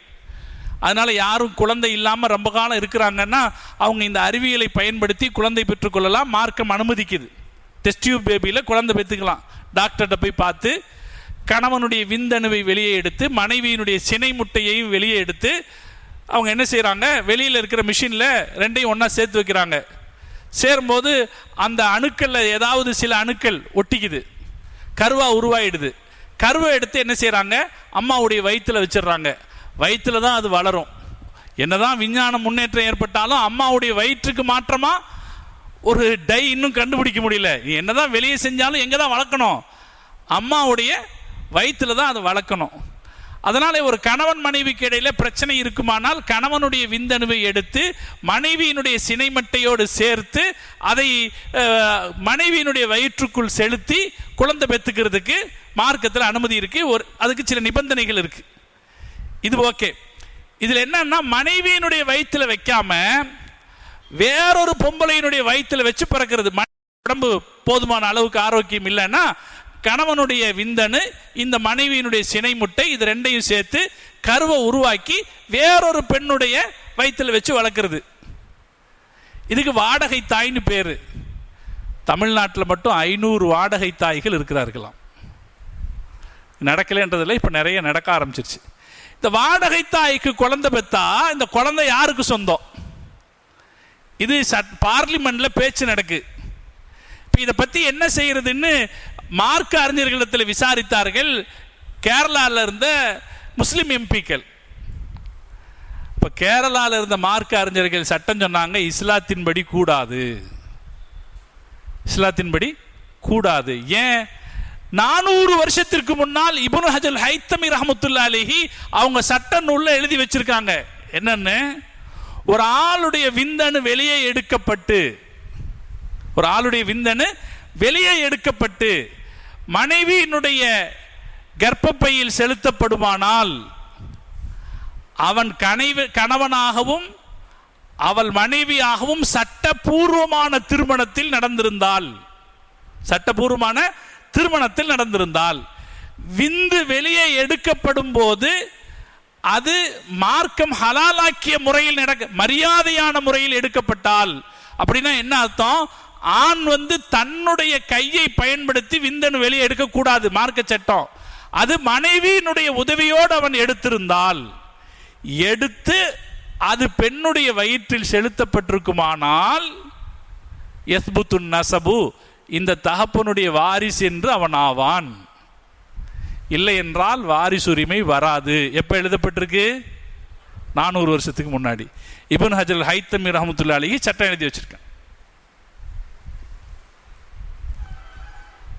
இந்த சட்டத்தை எடுத்து சொல்லி இது வேறொரு பெண்ணுடைய கர்ப்பத்தில் போடும்போது செல்லாது. ரெண்டாவது, அந்த கணவனுக்கும் அந்த மனைவிக்கும் சட்டபூர்வமான திருமண உறவு இருந்தால் மாத்திரமே அது செல்லும் அப்படின்னு சட்டம் சொன்னாங்க.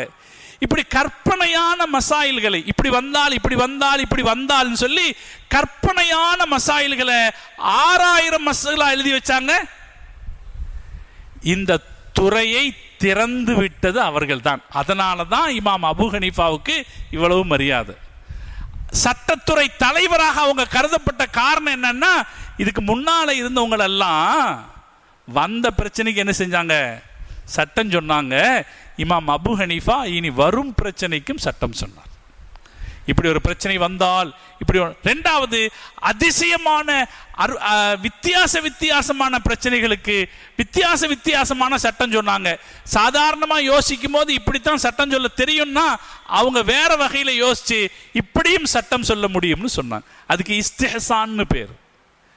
ஃபராயிலி கற்பனையான சட்டங்களை சொன்னதும், சட்டங்களை இப்படியும் யோசிக்கலாம் என்று வேறு வழிகளை காட்டியதும் இமாம் அபு ஹனீஃபா ரஹ்மத்துல்லாஹியுடைய சிறப்பம்சம். இதனால தான் மற்றவங்களுடைய பேரெல்லாம் வராம, இப்போ உதாரணமா யார் இருந்திருக்கிறா சட்ட அறிஞராக?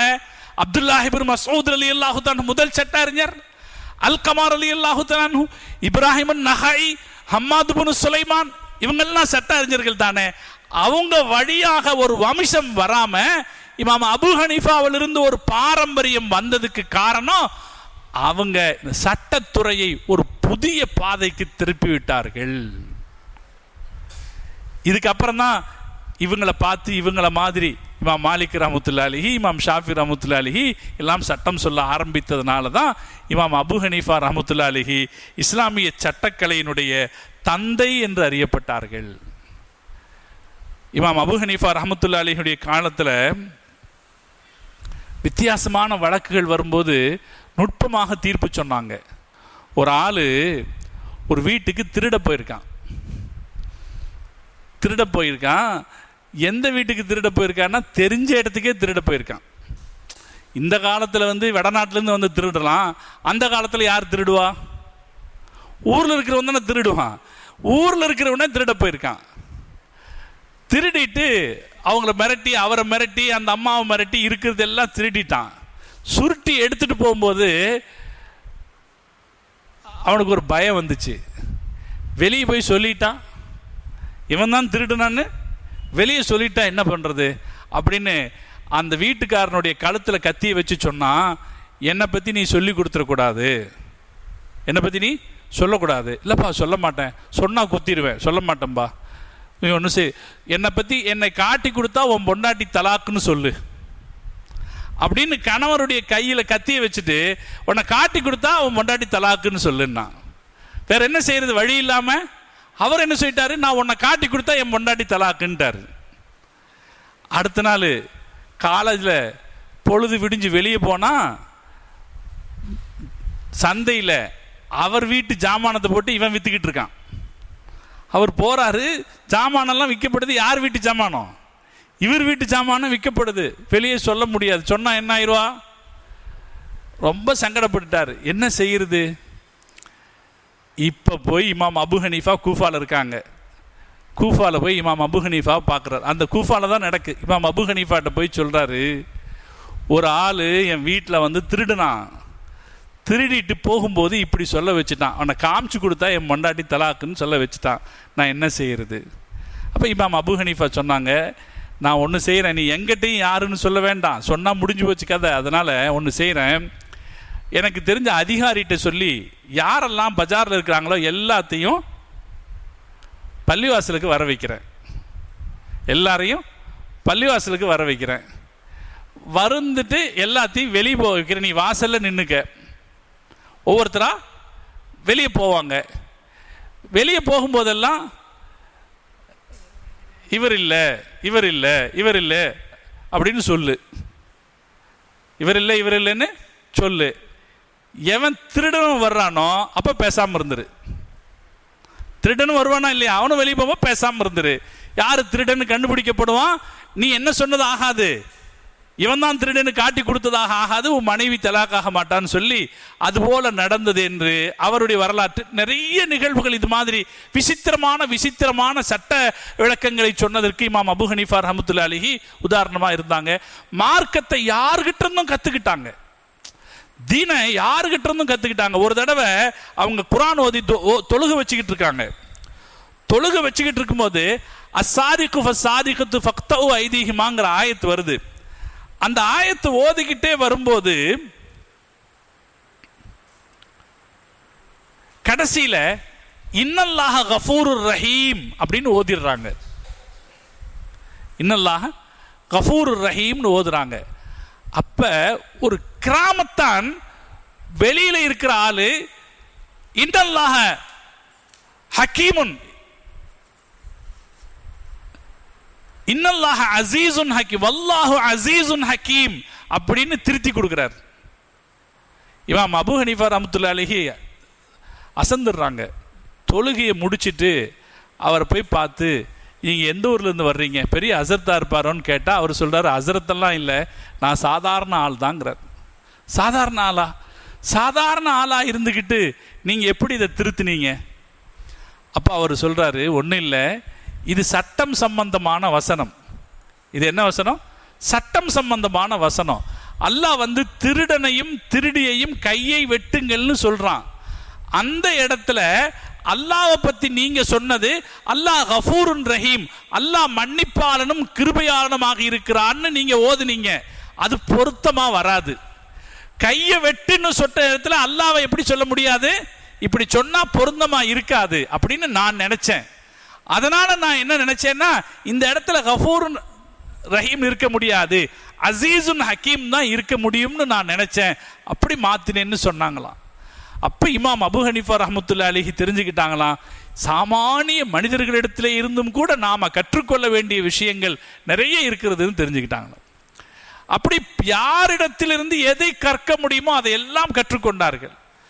கற்றுக்கொண்டு அறிவை வளர்த்து கொண்டு நுட்பமான தீர்ப்புகளை சொல்லக்கூடிய சக்தி அவருக்கு இருந்துச்சாம். மன்னர் ஒரு தடவை மனைவி கிட்ட பேசிட்டு இருந்தாராம். அப்போ இருந்த மன்னர், அவருடைய பேர் இருக்கு, மனைவி கிட்ட பேசிட்டு இருந்தாராம். பேசிட்டு இருக்கும்போது திடீர்னு தகராறு வந்துருச்சு. இந்த வீட்டிலே அப்படித்தானுங்க, கொஞ்ச நேரம் பேசிட்டு இருந்தோம்னா தகராறு வராது, ரொம்ப நேரம் பேசிட்டு இருந்தோம்னா என்ன ஆயிரும்? தகராறு வந்துடும். பேச்சை கொஞ்ச நேரத்தில் முடிச்சுக்கிட்டு அந்த பக்கம் போயிடணும், நம்ம தகராறு வராது. கொஞ்சம் பேச்சு ஜாஸ்தியாக போச்சுன்னா கடைசியில் எங்கே வந்து நிற்கும்? தகராறில் வந்து நிற்கும். அது மாதிரி கொஞ்ச நேரம் அதிகமாக பேசிட்டு இருந்தோன்னா தகராறு வந்துருச்சு. தகராறு வந்த உடனே அந்த மன்னர் என்ன சொல்லியிருக்கிறாரு, என் ஏரியா விட்டு வெளியே போ, நம்மளாம் என்ன வீட்டை விட்டு வெளியே போன்னு சொல்கிற மாதிரி அவர் என்ன சொல்லிட்டாரு, என் அதிகாரத்திற்கு உட்பட்ட பகுதியை விட்டு நீ வெளியே போயிரு, இல்லைன்னா நீ தலாக்குன்றாராம். என் அதிகாரத்துக்கு உட்பட்ட பகுதியை விட்டு வெளியே போயிரு. இவர் இருக்கிறது பகதாதில், சுத்தி முத்தி இருக்கிற தொலைவெல்லாம் யாருடைய அதிகாரத்துக்கு உட்பட்ட பகுதி?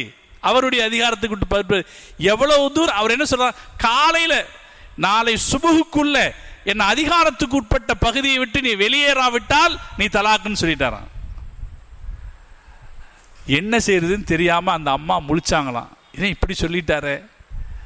அவருக்கும் யோசிக்கிறாரு, இப்படி சொல்லிட்டனே, கோவத்தில், இதுதான் கோவத்தில் எந்த பெரிய முடிவும் எடுக்கக்கூடாதுங்கிறது, இப்படி சொல்லிட்டனேன்னு யோசிச்சு இமாம் அபூ ஹனீஃபாட்ட வந்து சொன்னாங்களாம். எல்லார்ட்டையும் போய் கேட்டிருக்காங்க, என்னங்க செய்யறது?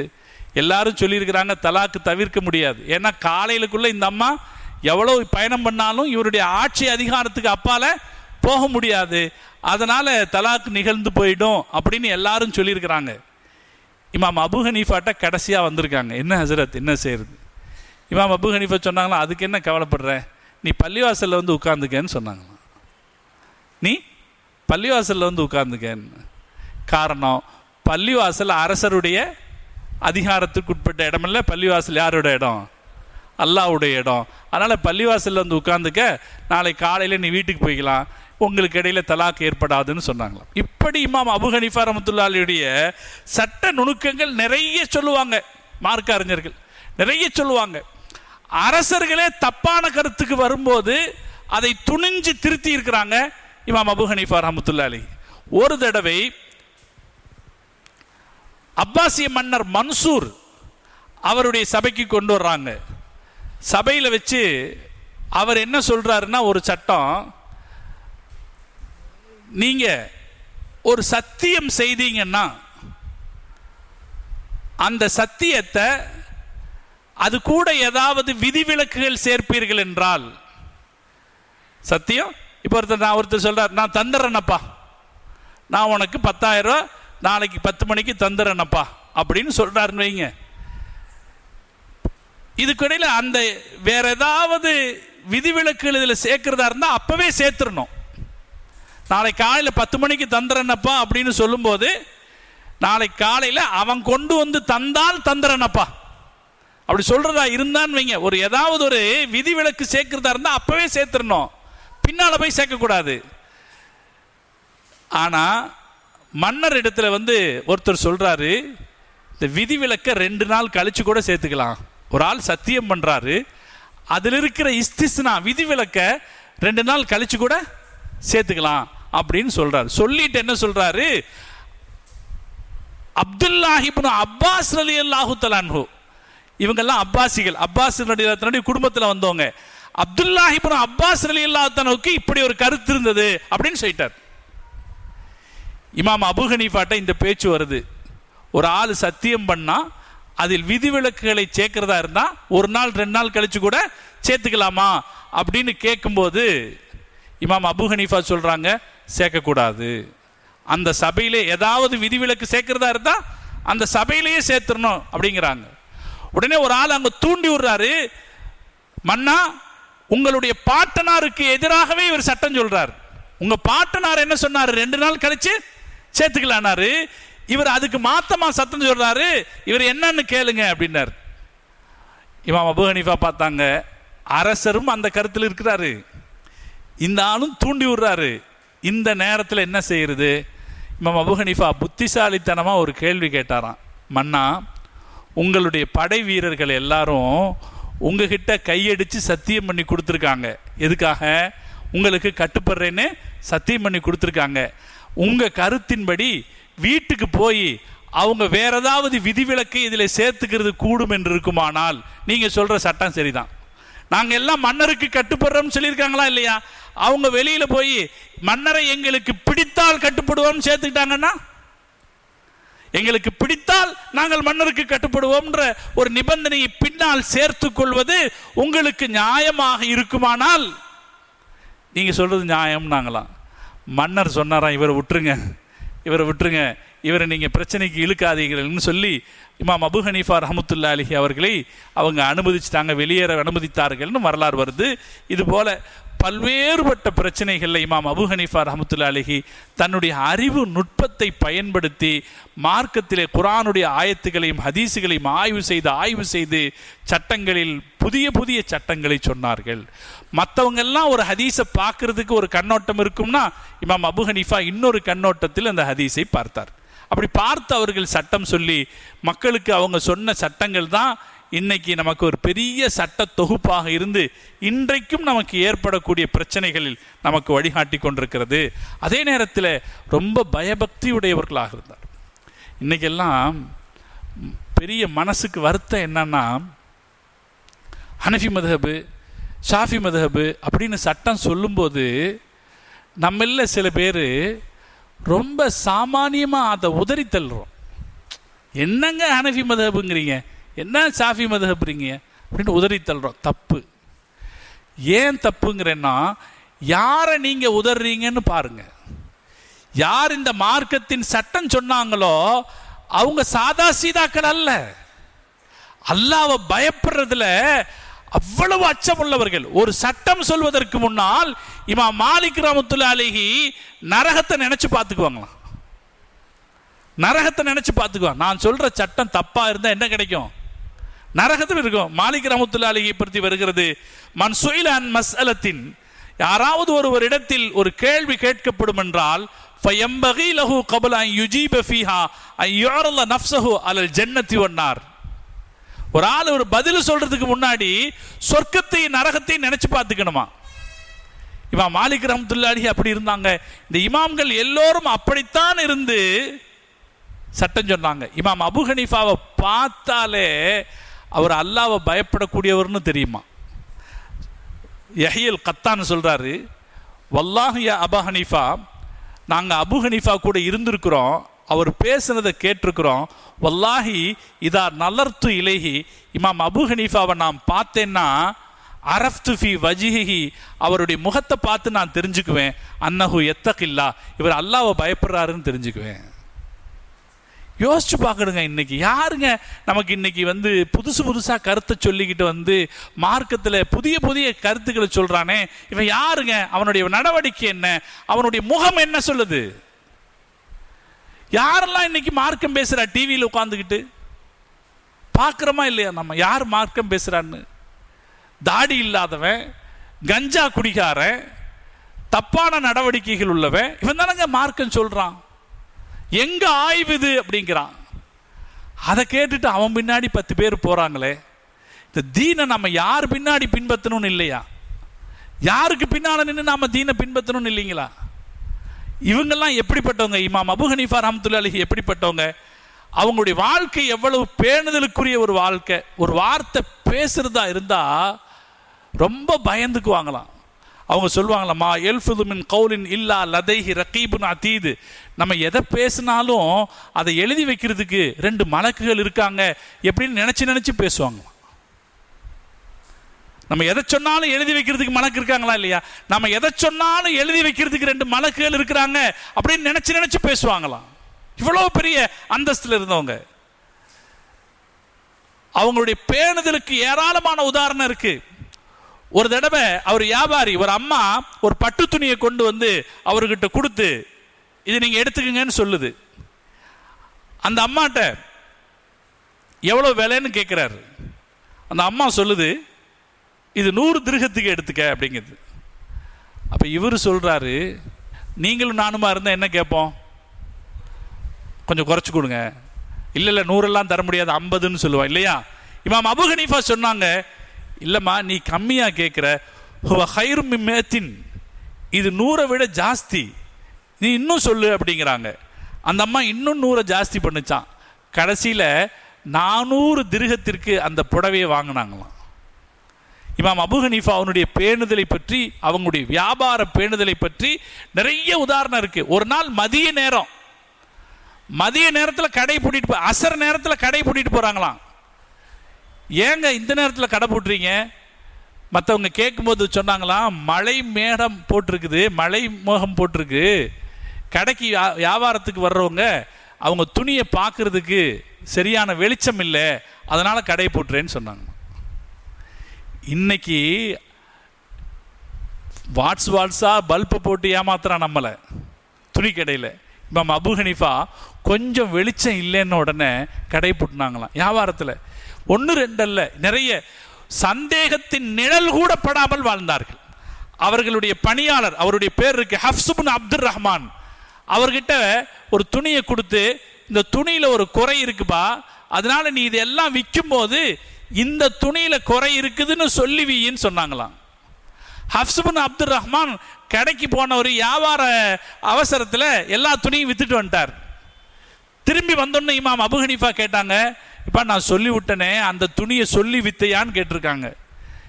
அவர் சொன்னார், மறந்துட்டுங்க, வியாபாரம் பிஸியாக இருந்துச்சு, அதை சொல்ல மறந்துட்டேன், அதுவும் விற்று போச்சு. இமாம் அபு ஹனீஃபா சொன்னாங்களாம், இன்னைக்கு எவ்வளவு நீ சம்பாரிச்சிட்டு வந்தையோ அவ்வளவையும் தர்மம் செய்து விடுன்னு சொன்னாங்க. இது இமாம் அபு ஹனீஃபாவுடைய வாழ்க்கை. இன்னும் நிறைய இருக்குது. அவங்களுடைய பேணுதலை பற்றி சொல்றதற்கு, பேணுதலான, அல்லாஹ்வை பயப்படக்கூடிய, எதிலும் சுன்னத்தை கடைபிடிக்கக்கூடிய. இன்னைக்கு எல்லாம் பேசுகிறார்களே, மார்க்கத்தை பேசுகிறார்களே, இந்த இமாம்கள் வேண்டாம் என்று இமாம்களை புறந்தள்ளுறாங்களே, அவங்க யோசிக்கணும், இமாம்கள் எப்படி வாழ்ந்தாங்கன்னா, எந்த விஷயத்திலும் சுன்னத்தை கடைபிடிக்கிறார், எந்த விஷயத்திலும் சுன்னத்தை கடைபிடிக்கிறதுல ஆர்வம் உள்ளவராக இமாம் அபு ஹனீஃபா ரஹ்மத்துல்லாஹி அலைஹி இருந்தாங்க. ஒரு ஆள் இமாம் அபு ஹனீஃபாவுக்கு 3 திர்ஹம் மதிப்புள்ள ஒரு துணியை அன்பளிப்பாக கொடுத்துருக்கார், ஒரு கைக்குட்டையை அன்பளிப்பாக கொடுத்துருக்கார். இமாம் அபு ஹனீஃபா என்ன பண்ணாங்களாம், அடுத்த தடவை அவர் வரும்போது 50 திர்ஹம் மதிப்புள்ள ஒரு துணியை அன்பளிப்பாக கொடுத்தாங்க. அப்போ அவர் சொன்னார், ஏங்க நான் உங்களுக்கு கொடுத்தது 3 திர்ஹம் தான், எனக்கு நீங்கள் 50 திர்ஹம் கொடுக்குறீங்க, நான் உங்களுக்கு கொடுக்காமையே இருந்திருக்கலாம், உங்கள் மேலே இருக்கிற பிரியத்தில் தானே நான் இப்படி செய்தேன். அப்போ அவர் இமாம் அபு ஹனீஃபா சொன்னாங்களாம், நான் அப்படி யோசிக்கலை, நான் ரசூல் ஸல்லல்லாஹு அலைஹி வஸல்லத்தை யோசித்தேன். நபி ஸல்லல்லாஹு அலைஹி வஸல்லம் அவங்களுக்கு யாராவது ஒருவர் அன்பளிப்பு செய்தால் அதைவிட சிறப்பானதை அவர்கள் திருப்பி செய்து விடுவார்கள், அதனால் நான் செஞ்சேனே தவிர உன்னுடைய அன்பளிப்புக்கு நான் அதை புறக்கணிக்கிறேன், அதுக்கு அதை நான் அதை விட உனக்கு நான் அதிகமாக கொடுத்து நான் பெருமைப்படணும்னு நினைக்கிறேன்னு செய்யலை, ரசூல் ஸல்லல்லாஹு அலைஹி வஸல்லம் சுன்னத்தை கடைபிடிக்கணும்னு நினைச்சு செஞ்சேன்னு சொன்னாங்க. இது போல ஒவ்வொரு விஷயத்திலும் சுன்னத்தை கடைபிடிக்கக்கூடியவர்களாக இருந்தார்கள். கடைசியாக அவங்க வாழ்க்கையில் அவங்க மிகப்பெரிய சட்ட அல்லுநராக வளர்ந்தபோது அவங்களுடைய நேரத்தில் ஆட்சியாளராக இருந்த ஹலீஃபா மன்சூர் இமாம் அபு ஹனீஃபாவை எங்கள் ஆட்சியினுடைய தலைமை நீதிபதியாக நீங்கள் வாங்கன்னு கூப்பிட்டாங்க. இமாம் அபு ஹனீஃபா சொன்னாங்க, எனக்கு அதுக்கு தகுதி இல்லை. அவர் சொன்னார், நீங்கள் பொய் சொல்கிறீங்கன்னு. இமாம் அபு ஹனீஃபா சொன்னார், நான் பொய் சொல்கிறவனா இருந்தால் நான் அதுக்கு தகுதி இல்லை தானேன்னாங்க. நான் பொய் சொல்கிறவனா இருந்தால் அதுக்கு தகுதி, நான் உண்மை சொல்கிறேன் தகுதி இல்லை. நான் பொய் சொல்கிறேன் என்றால் நான் பொய் சொல்கிறேன் என்று நீங்கள் நினைப்பதே நான் தகுதி இல்லாதவன் காட்டுது. எனவே என்னை விட்டுருங்கன்னு சொன்னாங்க. ஆட்சியாளர்கள் கேட்கல, அவர் சிறையில் அடைத்தார்கள். இமாம் அபு ஹனீஃபாவை சிறையில் அடைத்தார்கள். இமாம் அபு ஹனீஃபாவுக்கு சிறையில் அடைக்கப்பட்டிருப்பது பெரிய கொந்தளிப்பை ஏற்படுத்தின காரணத்தினாலே அவருக்கு விஷம் கொடுத்து அவரை கொலை செய்தார்கள். இமாம் அபு ஹனீஃபா தனக்கு விஷம் தரப்பட்டு விட்டதை அவர்கள் உணர்ந்தார்கள். தனக்கு விஷம் தரப்பட்டது அப்படின்னு உணர்ந்தாங்க. அதனாலே அவங்களுடைய நண்பர்களுக்கு சொன்னாங்க, நான் மௌத்தா போயிடுவேன், என்னை அடக்கம் செய்யுங்க. எந்த இடத்தில் அடக்கம் செய்யுங்கன்னா அரசர்கள் அபகரிக்காத இடத்தில் என்னை அடக்கம் செய்யுங்க, அரசர்கள் அபகரிக்காத நிலத்தில் என்னை அடக்கம் செய்யுங்கள்னு. ஏன்னா அபகரிக்கப்பட்ட இடம் அடுத்தவங்களுக்கு சொந்தமானது. எனவே அரசர்கள் அபகரிக்காத என்ன இடத்தில் அடக்கம் செய்யுங்கள்னு சொல்லிட்டு சஜதாவில் விழுந்தார்கள். சஜதாவில் ஃபமாத்தவஹுவ சாஜிதுன், சஜதாவில் இருக்கிற நிலையிலேயே இமாம் அபு ஹனீஃபா ரஹ்மத்துல்லாஹி அலைஹி ஹிஜ்ரி 150வது வருஷம் ஜமாதுல் அவ்வல் மாதம் பிறை 11ஆம் நாள் இமாம் அபு ஹனீஃபா ரஹ்மத்துல்லாஹி அலைஹி அவர்கள் வஃபாத்தானார்கள். பகதாதில் வைத்து வஃபாத்தானார்கள். அங்கேயே அவர்கள் அடக்கம் செய்யப்பட்டார்கள். இப்போதும் பகதாதில் இமாம் அபு ஹனீஃபா ரஹ்மத்துல்லாஹி அலைஹி அவர்களுடைய கபர் அங்கே இருக்கிறது. அவருடைய ஜனாசாவில் 50,000 பேர் திரண்டார்களாம். ஃபக்கத் குத்திர அதது மன் ஸல்லு அலைஹி பி 50 அல்ஃபன், அவருடைய ஜனாசாவில் 50,000 பேர் கலந்து கொண்டார்கள் என்று வரலாறு சொல்கிறது. வரலாற்றில் ஆய்வாளர்கள் எல்லாம் புகழ்கிறார்கள்.